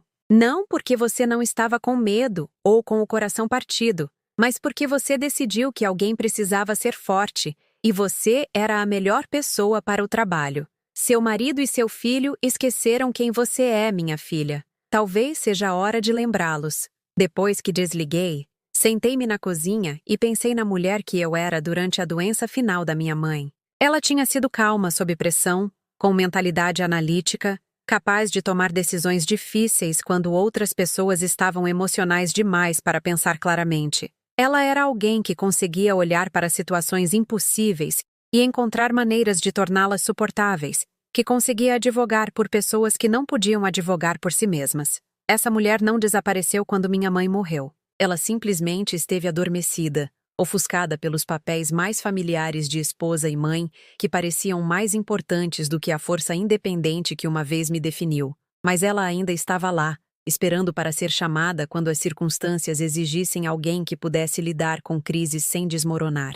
A noite de terça-feira trouxe o primeiro sinal de que Roberto e Lucas estavam começando a notar a mudança em mim. Eu estava na cozinha, preparando o jantar para mim com o mesmo cuidado que eu havia dedicado uma vez às refeições da família, quando Roberto apareceu na porta. Ele ficou ali por vários minutos, me observando cozinhar com uma expressão que eu não conseguia decifrar. Está cheirando bem, ele disse finalmente, sua voz hesitante de uma forma que sugeria que ele não tinha certeza de como eu responderia. Obrigada, eu respondi, sem me virar do fogão. Eu não estava sendo deliberadamente fria, mas também não estava apressando para preencher o silêncio com garantias ou convites. Se ele quisesse ter uma conversa, ele teria que fazer mais do que comentar sobre cheiros de comida. Teresa, ele disse, e algo em seu tom me fez olhar diretamente para ele pela primeira vez em dias. Eu quero que você saiba que nada disso é sobre você. O que está acontecendo entre Lucas e eu, a maneira como temos agido, não é porque você fez algo errado. Foi o máximo que ele me disse desde que cheguei em casa, e o mais próximo de uma explicação que eu recebi em 3 semanas. Mas em vez de me sentir grata pela migalha de informação, me peguei analisando suas palavras com o mesmo desapego clínico que eu havia aplicado em casos médicos difíceis. Eu sei, eu disse simplesmente. Ele parecia surpreso com a minha resposta, talvez esperando lágrimas ou exigências por mais informações, ou pelo menos algum reconhecimento de quão difíceis estas semanas tinham sido para mim. Quando eu simplesmente voltei para a minha culinária, ele permaneceu na porta, aparentemente incerto sobre como prosseguir. Eu estava tentando proteger você, ele disse após outra longa pausa. Eu também sei disso, eu respondi ainda sem me virar. Mas proteção sem consentimento é apenas outra forma de controle, Roberto. E eu estou cansada de ser controlada por pessoas que pensam que sabem o que é melhor para mim. As palavras saíram mais claramente do que eu esperava, carregando uma convicção que me surpreendeu tanto quanto pareceu surpreendê-lo. Eu não estava implorando ou acusando. Estava simplesmente declarando um fato sobre o que eu estava e não estava disposta a aceitar dali em diante. Roberto ficou na porta por mais 1 minuto e então se afastou sem dizer mais nada. Mas eu podia sentir algo se movendo entre nós, algum reconhecimento de que a mulher que ele estava tentando proteger não era mais a mesma mulher que havia saído para a casa de Dona Celeste 3 semanas atrás. A quarta-feira trouxe um desenvolvimento ainda mais significativo. Lucas voltou da escola e me encontrou na sala de estar, lendo periódicos médicos que eu havia pegado emprestado na biblioteca da universidade. Eu os havia espalhado pela mesa de centro com a organização sistemática de alguém conduzindo uma pesquisa séria, e eu podia ver seus olhos absorvendo os títulos e o assunto com crescente preocupação. "Mãe", ele disse, e foi a primeira vez que ele me chamou de algo diferente de evitar meu nome completamente desde que cheguei em casa. "O que você está lendo?"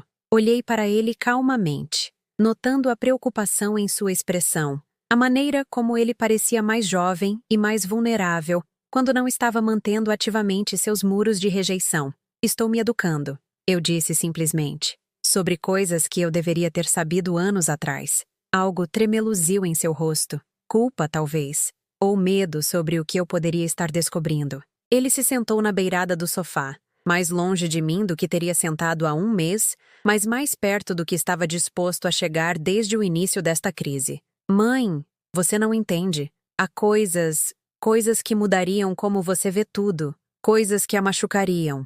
"Lucas", eu disse, fechando o periódico médico e dando-lhe toda a minha atenção.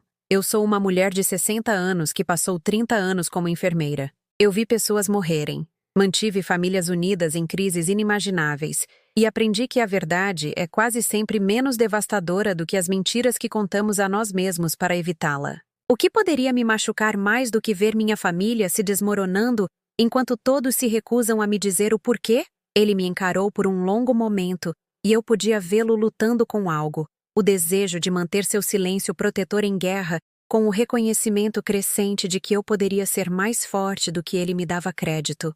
"Ele me fez prometer", Lucas disse finalmente, sua voz mal acima de um sussurro. Quando o confrontei sobre isso, ele me fez prometer não te contar. Ele disse que isso te destruiria, que você se culparia, que você não conseguiria lidar com isso." "E você acredita nisso?" perguntei gentilmente. "Você acha que eu sou fraca demais para lidar com a verdade que você tem carregado?" Lucas olhou para mim com olhos que pareciam muito mais velhos do que seus 17 anos. E pela primeira vez desde que cheguei em casa, eu não vi raiva ou rejeição, mas exaustão e dor que espelhavam as minhas. "Eu não sei mais", ele admitiu. 1 mês atrás, eu teria dito sim. "Você sempre pareceu tão frágil quando se tratava de coisas de família. Como se você precisasse que fôssemos perfeitos para se sentir segura.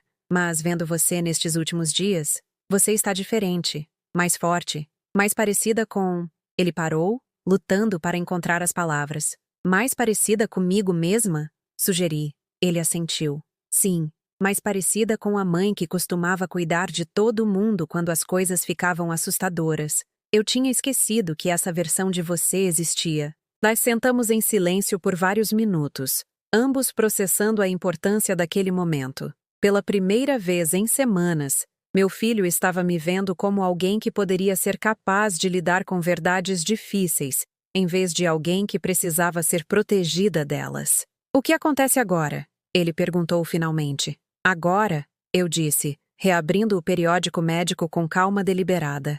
"Eu continuo aprendendo o que preciso aprender. E quando eu estiver pronta, teremos uma conversa em família sobre o que está nos destruindo. Nós 3 com todas as cartas na mesa.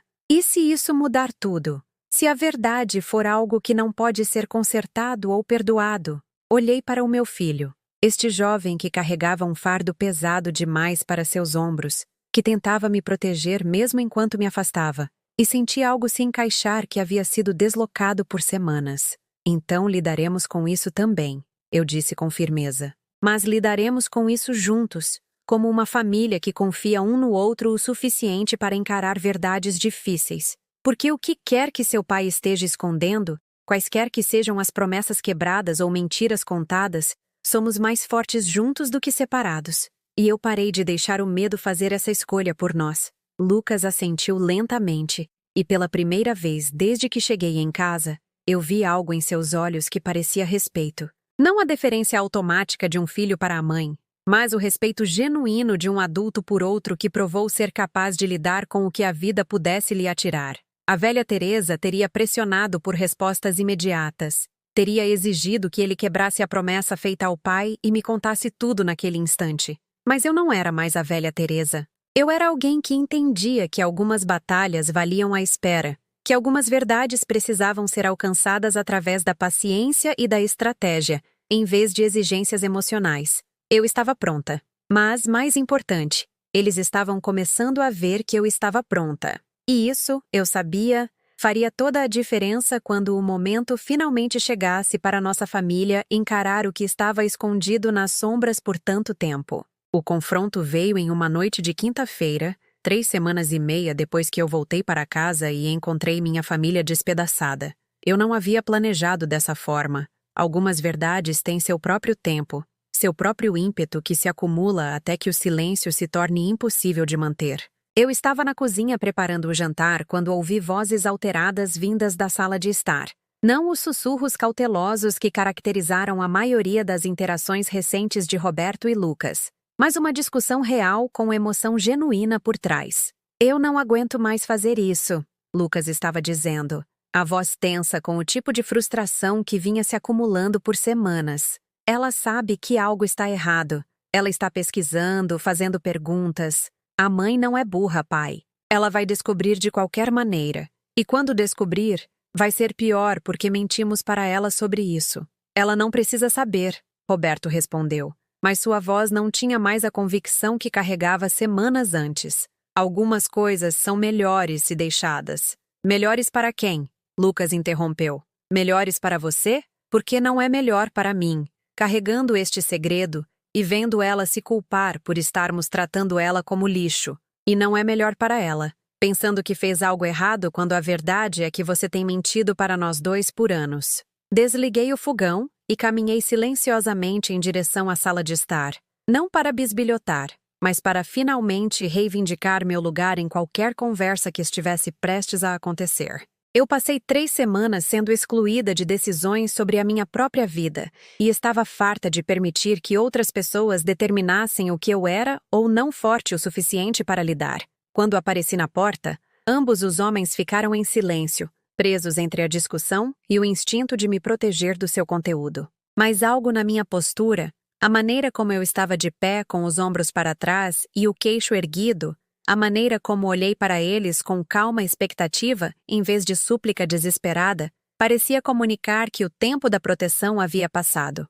Lucas tem razão, eu disse simplesmente, entrando na sala e sentando na minha poltrona favorita, aquela que eu vinha evitando por semanas, porque parecia demais com reivindicar território em uma casa onde me fizeram sentir indesejada.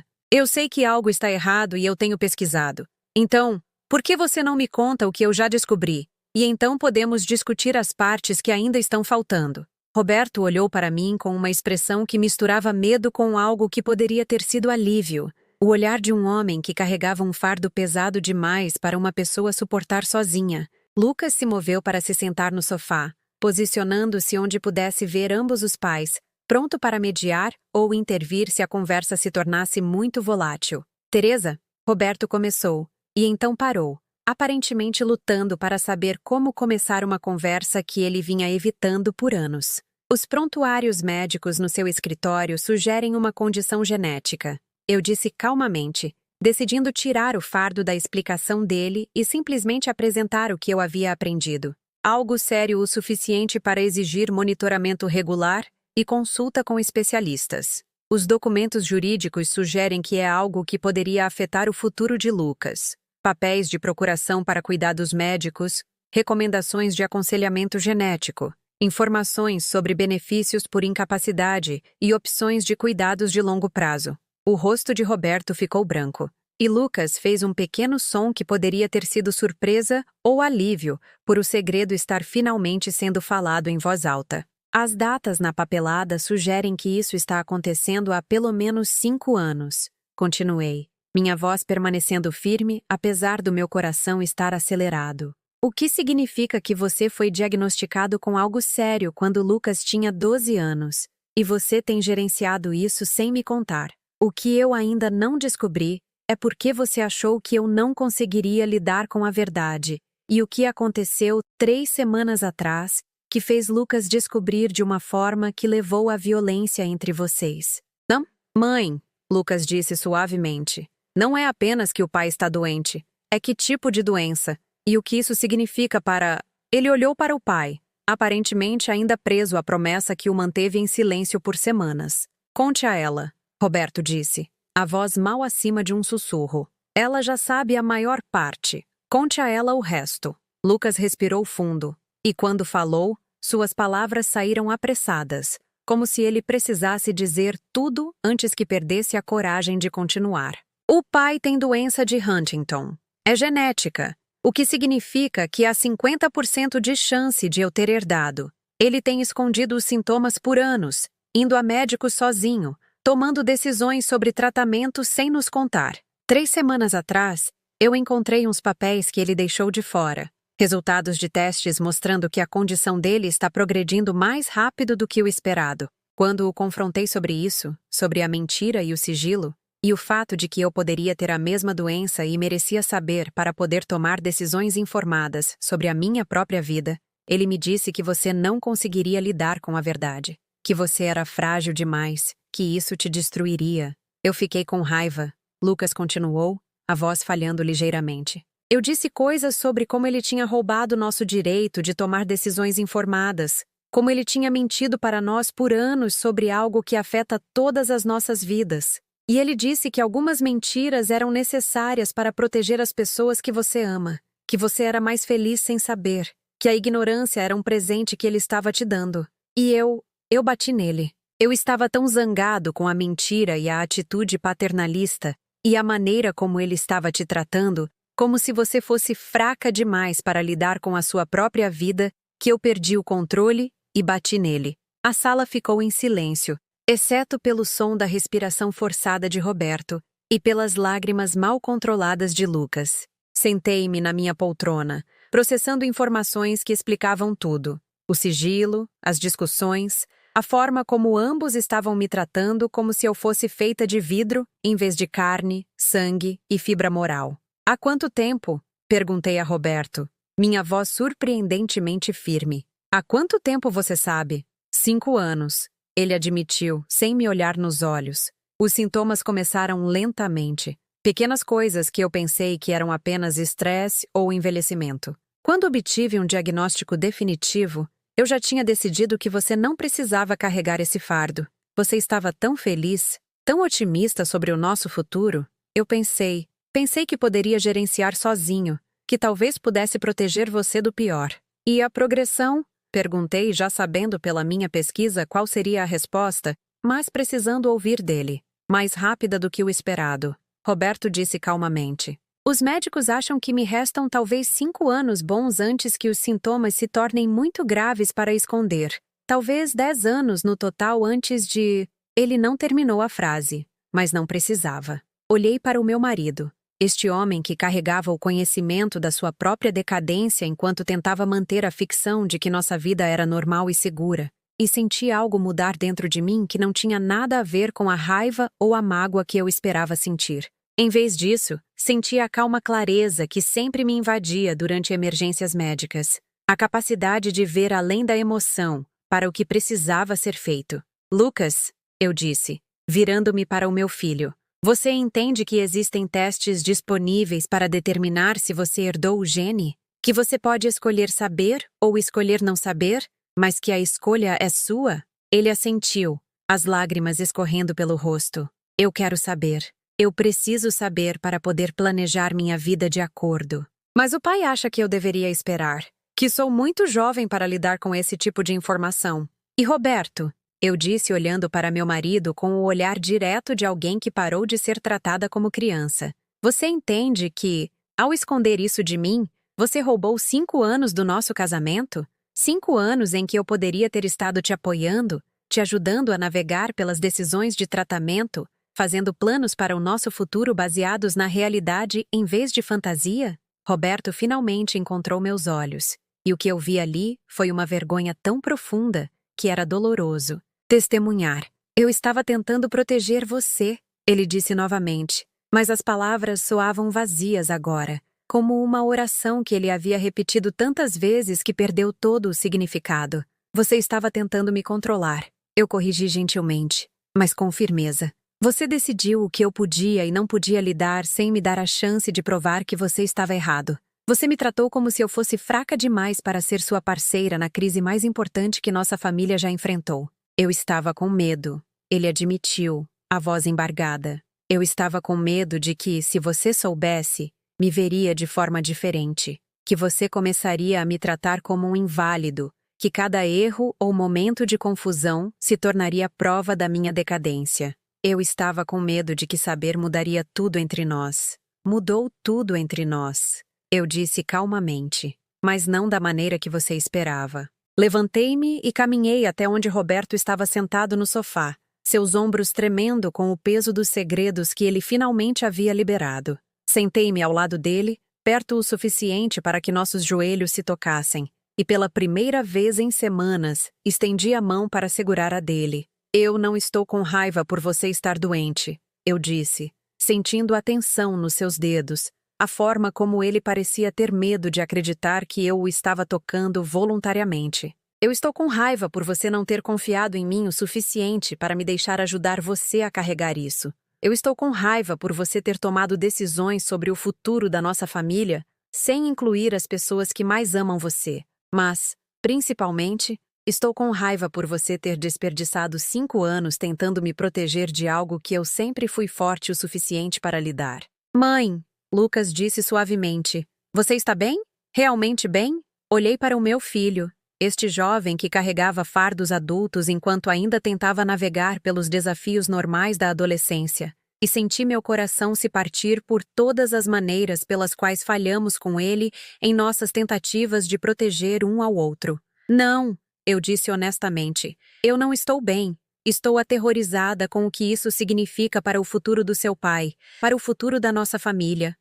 Estou com raiva pelo tempo que perdemos e pelas decisões que foram tomadas sem mim. Estou preocupada com as escolhas que você terá que fazer sobre testes genéticos e o que esses resultados podem significar para a sua vida. Eu pausei, respirando antes de continuar, mas também estou aliviada por estarmos finalmente dizendo a verdade um para o outro. Estou grata por ainda termos tempo para enfrentar isso juntos, tempo para fazer planos reais baseados em informações reais, tempo para nos amarmos sem a barreira dos segredos entre nós. Roberto estava chorando agora, soluços profundos e silenciosos que pareciam vir de algum lugar que ele mantinha trancado por anos. Lucas se moveu para se sentar do outro lado dele, e pela primeira vez desde que cheguei em casa, nós 3 estávamos ocupando o mesmo espaço sem muros, sem pretensão ou evitação cuidadosa. O que acontece agora? Lucas perguntou, ecoando a pergunta que ele havia me feito dias antes. Agora nós paramos de mentir um para o outro, eu disse com firmeza. Agora nós começamos a tomar decisões como uma família, com todas as informações na mesa. Agora nós descobrimos como nos amar através de algo que será mais difícil do que qualquer coisa que já enfrentamos. Olhei para os 2. Meu marido que tentou carregar um fardo impossível sozinho, meu filho que foi forçado ao conhecimento e responsabilidade adultos antes que estivesse pronto para isso. E começamos reconhecendo que somos todos mais fortes do que pensávamos, e que amar não significa proteger as pessoas de verdades difíceis. Amar significa confiar nas pessoas o suficiente para enfrentar essas verdades juntos. A conversa continuou noite adentro, cobrindo assuntos práticos como opções de tratamento e aconselhamento genético e planejamento financeiro para um futuro incerto. Mas a cura mais importante já havia começado. A restauração da honestidade, a reconstrução da confiança, o reconhecimento de que éramos melhores juntos do que separados. Mesmo quando estar juntos significava compartilhar fardos que nenhum de nós queria carregar. Pela primeira vez em semanas, quando fui para a cama naquela noite, foi no meu próprio quarto, com meu marido ao meu lado. Não porque tudo estava consertado. Nunca estaria verdadeiramente consertado, mas porque estávamos finalmente enfrentando nossos problemas como parceiros, em vez de pessoas com muito medo de confiar um no outro com a verdade. 6 meses depois, eu estava na cozinha da nossa casa em uma manhã de sábado, preparando o café da manhã para minha família com as mãos que se moviam com confiança e propósito.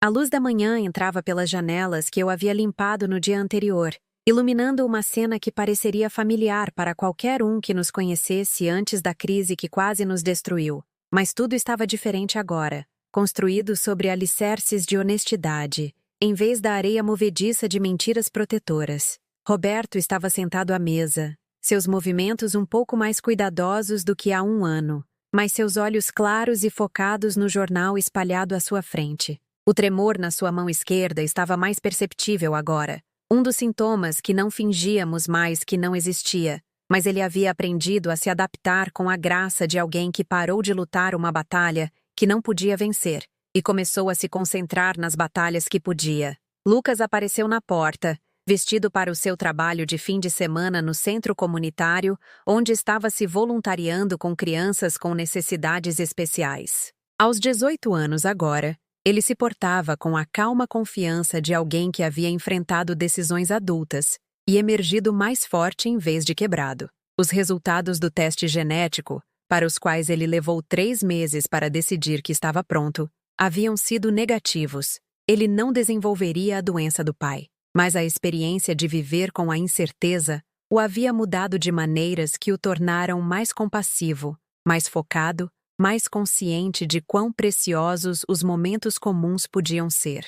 "Bom dia, mãe", ele disse, beijando minha bochecha com o afeto casual de um filho, que não tomava mais a força da mãe como garantida. "O pai diz que você tem notícias sobre o grupo de apoio." Eu sorri, mexendo os ovos que logo alimentariam a família pela qual eu lutei tanto para manter unida.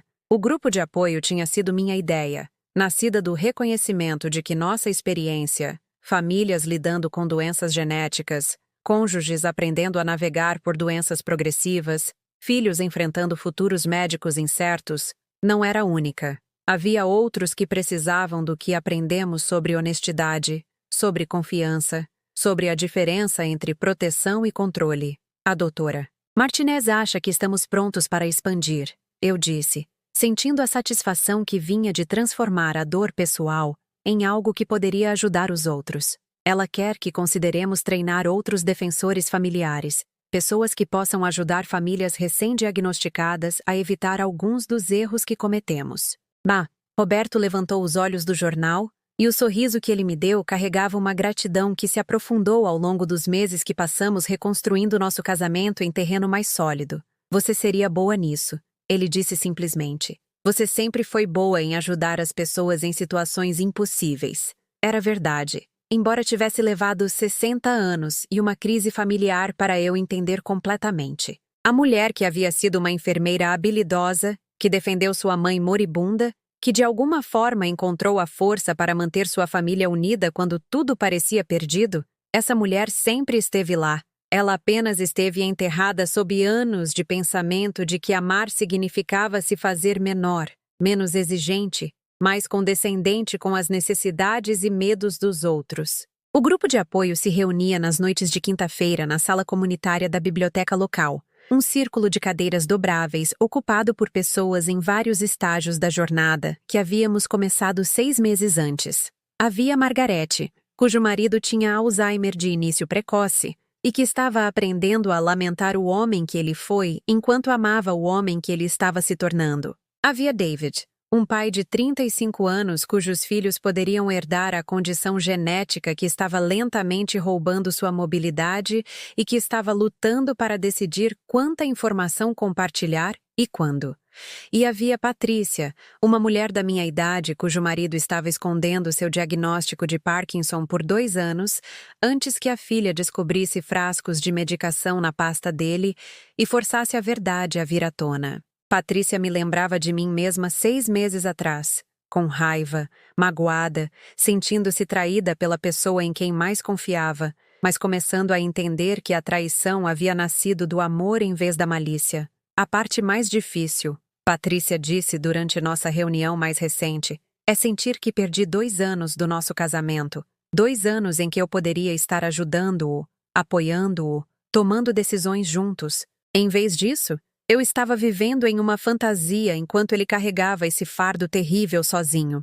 O tempo não está perdido, eu me peguei dizendo, falando com a autoridade de alguém que havia trilhado aquele caminho particular e emergido do outro lado. O casamento que você teve durante esses 2 anos foi real, mesmo que tenha sido construído em informações incompletas. E o casamento que você está construindo agora, baseado em honestidade e conhecimento compartilhado, pode ser mais forte do que qualquer coisa que você teve antes, se você escolher que seja assim. Mas como você perdoa a mentira? Como você confia novamente quando alguém que você ama tem enganado você sobre algo tão fundamental? Olhei ao redor do círculo para rostos que refletiam diferentes estágios da mesma luta.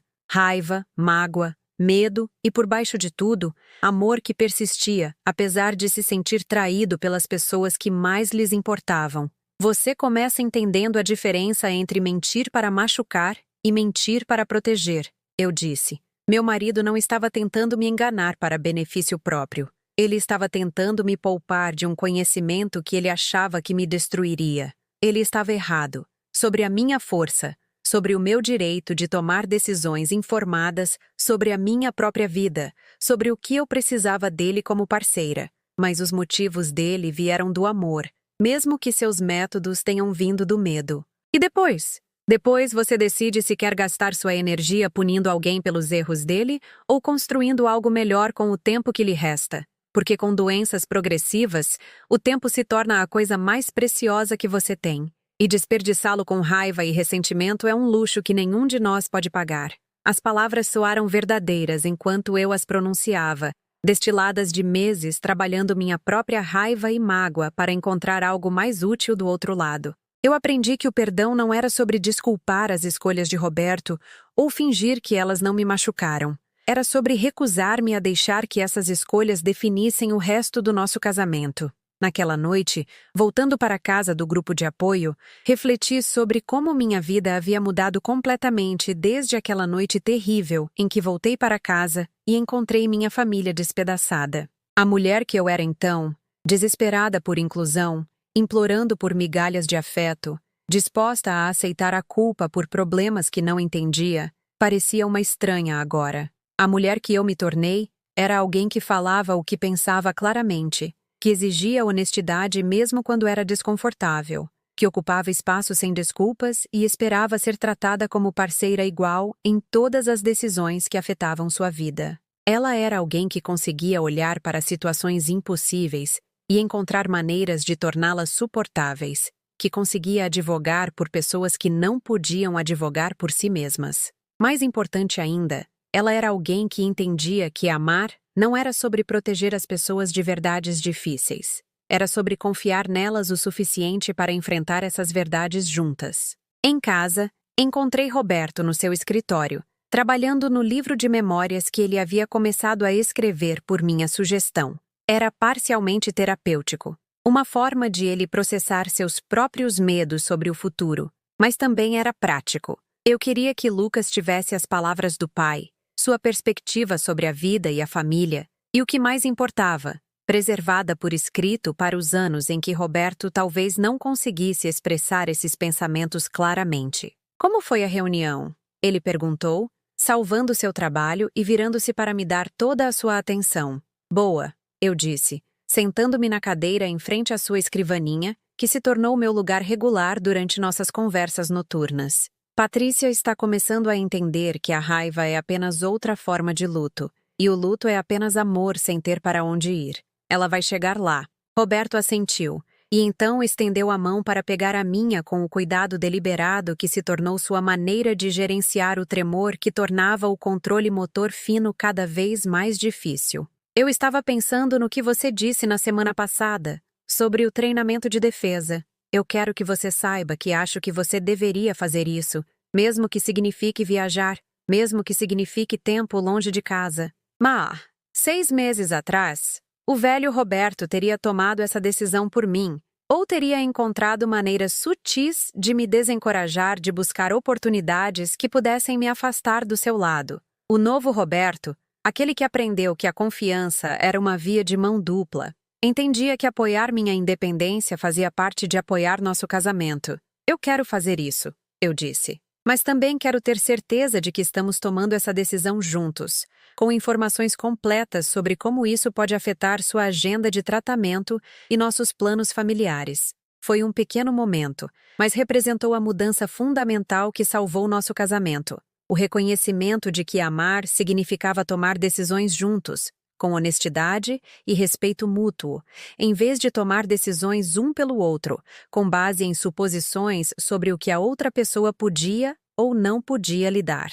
Mais tarde naquela noite, enquanto nos preparávamos para dormir no quarto que compartilhamos por décadas, mas que havíamos reconquistado apenas meses atrás, Roberto pronunciou as palavras que se tornaram nosso ritual noturno. Obrigado. Ele disse calmamente, as mesmas palavras que ele dizia todas as noites desde a noite em que tudo finalmente veio à tona. Pelo quê? Perguntei, embora soubesse a resposta. Por ser mais forte do que eu imaginei. Por lutar por nós quando eu estava com muito medo de lutar por mim. Por me mostrar como o amor realmente se parece quando não está se escondendo atrás do medo.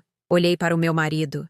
Este homem que estava perdendo pedaços de si mesmo para uma doença que nenhum de nós podia controlar, mas que estava aprendendo a confiar em mim com sua vulnerabilidade, em vez de tentar me proteger dela, e senti a profunda satisfação que vem de saber que você lutou por algo que valia a pena e venceu. Obrigada, eu disse em troca, por finalmente me deixar amar você da maneira que você merecia ser amado o tempo todo. Por aprender que eu sou forte o suficiente para ser sua parceira nisso, não apenas sua dependente protegida. Nós aprendemos, talvez mais tarde do que deveríamos, que os casamentos mais fortes não são construídos na ausência de problemas, mas na disposição de enfrentar os problemas juntos com honestidade e confiança. Descobrimos que amar não significa proteger as pessoas de realidades difíceis, significa acreditar na força delas para lidar com essas realidades e ficar ao lado delas enquanto o fazem. Ao apagar o abajur da cabeceira e me aninhar para dormir ao lado do homem que eu escolhi amar na saúde e na doença, na verdade e no engano, no medo e na esperança, pensei na mulher que eu era apenas 6 meses antes. Ela era alguém que media seu valor pela aprovação dos outros, que aceitava a exclusão como o preço de manter a paz, que acreditava que amar significava se fazer menor para acomodar os medos dos outros. Essa mulher se foi, substituída por alguém que entendia que a dignidade não era negociável, que o respeito tinha que ser mútuo para ser significativo e que, às vezes, a coisa mais amorosa que você podia fazer era recusar-se a permitir as escolhas destrutivas de outra pessoa. Eu aprendi que o silêncio da aceitação não era o mesmo que paz e que, às vezes, a coisa mais gentil que você podia fazer pelas pessoas que amava era forçá-las a encarar verdades que elas estavam evitando. Eu descobri que ser forte o suficiente para lidar com realidades difíceis não era apenas sobre resiliência pessoal, era sobre recusar-se a deixar que os medos dos outros limitassem as suas próprias possibilidades. Mais importante, eu aprendi que amar não era sobre encontrar alguém perfeito para compartilhar sua vida. Era sobre encontrar alguém disposto a crescer, a mudar, a enfrentar verdades difíceis e a construir algo melhor juntos, a partir dos pedaços que restassem depois que as tempestades passassem. Enquanto o sono começava a me tomar, sorri na escuridão, pensando nos planos de amanhã. Mais uma reunião do grupo de apoio para planejar, mais uma família para ajudar a navegar pelas águas traiçoeiras de doenças crônicas e incerteza genética. Mais uma oportunidade de usar a força que eu lutei tanto para recuperar. Eu aprendi que às vezes a melhor coisa que você podia fazer com a dor era transformá-la em algo que pudesse ajudar os outros. Às vezes, a coisa mais forte que você podia fazer com a traição era perdoá-la sem desculpá-la. E às vezes, a coisa mais poderosa que você podia fazer com o amor era recusar-se a deixar que ele fosse diminuído pelo medo. Eu era Teresa Bittencourt. E eu tinha aprendido que, embora você nem sempre possa controlar o que acontece com você, você sempre pode controlar como escolhe responder. Eu havia escolhido a força em vez da amargura, o crescimento em vez da estagnação, a verdade em vez de mentiras confortáveis. E ao fazer essas escolhas, eu havia descoberto que, Às vezes, a mulher que você se torna nos seus momentos mais sombrios é exatamente a mulher que você estava destinada a ser o tempo todo. Às vezes, é preciso perder tudo o que você pensava saber sobre si mesma para descobrir quem você realmente é. Eu ainda era esposa, ainda era mãe, ainda era uma mulher enfrentando um futuro incerto com uma família para sempre mudada pela doença e pela perda. Mas eu também era algo que havia esquecido que poderia ser. Eu era eu mesma, completa e incomprometida, forte o suficiente para amar e forte o suficiente para exigir amor em troca. E isso, eu tinha aprendido, era mais do que suficiente para construir uma vida bonita, independentemente dos desafios que o amanhã pudesse trazer.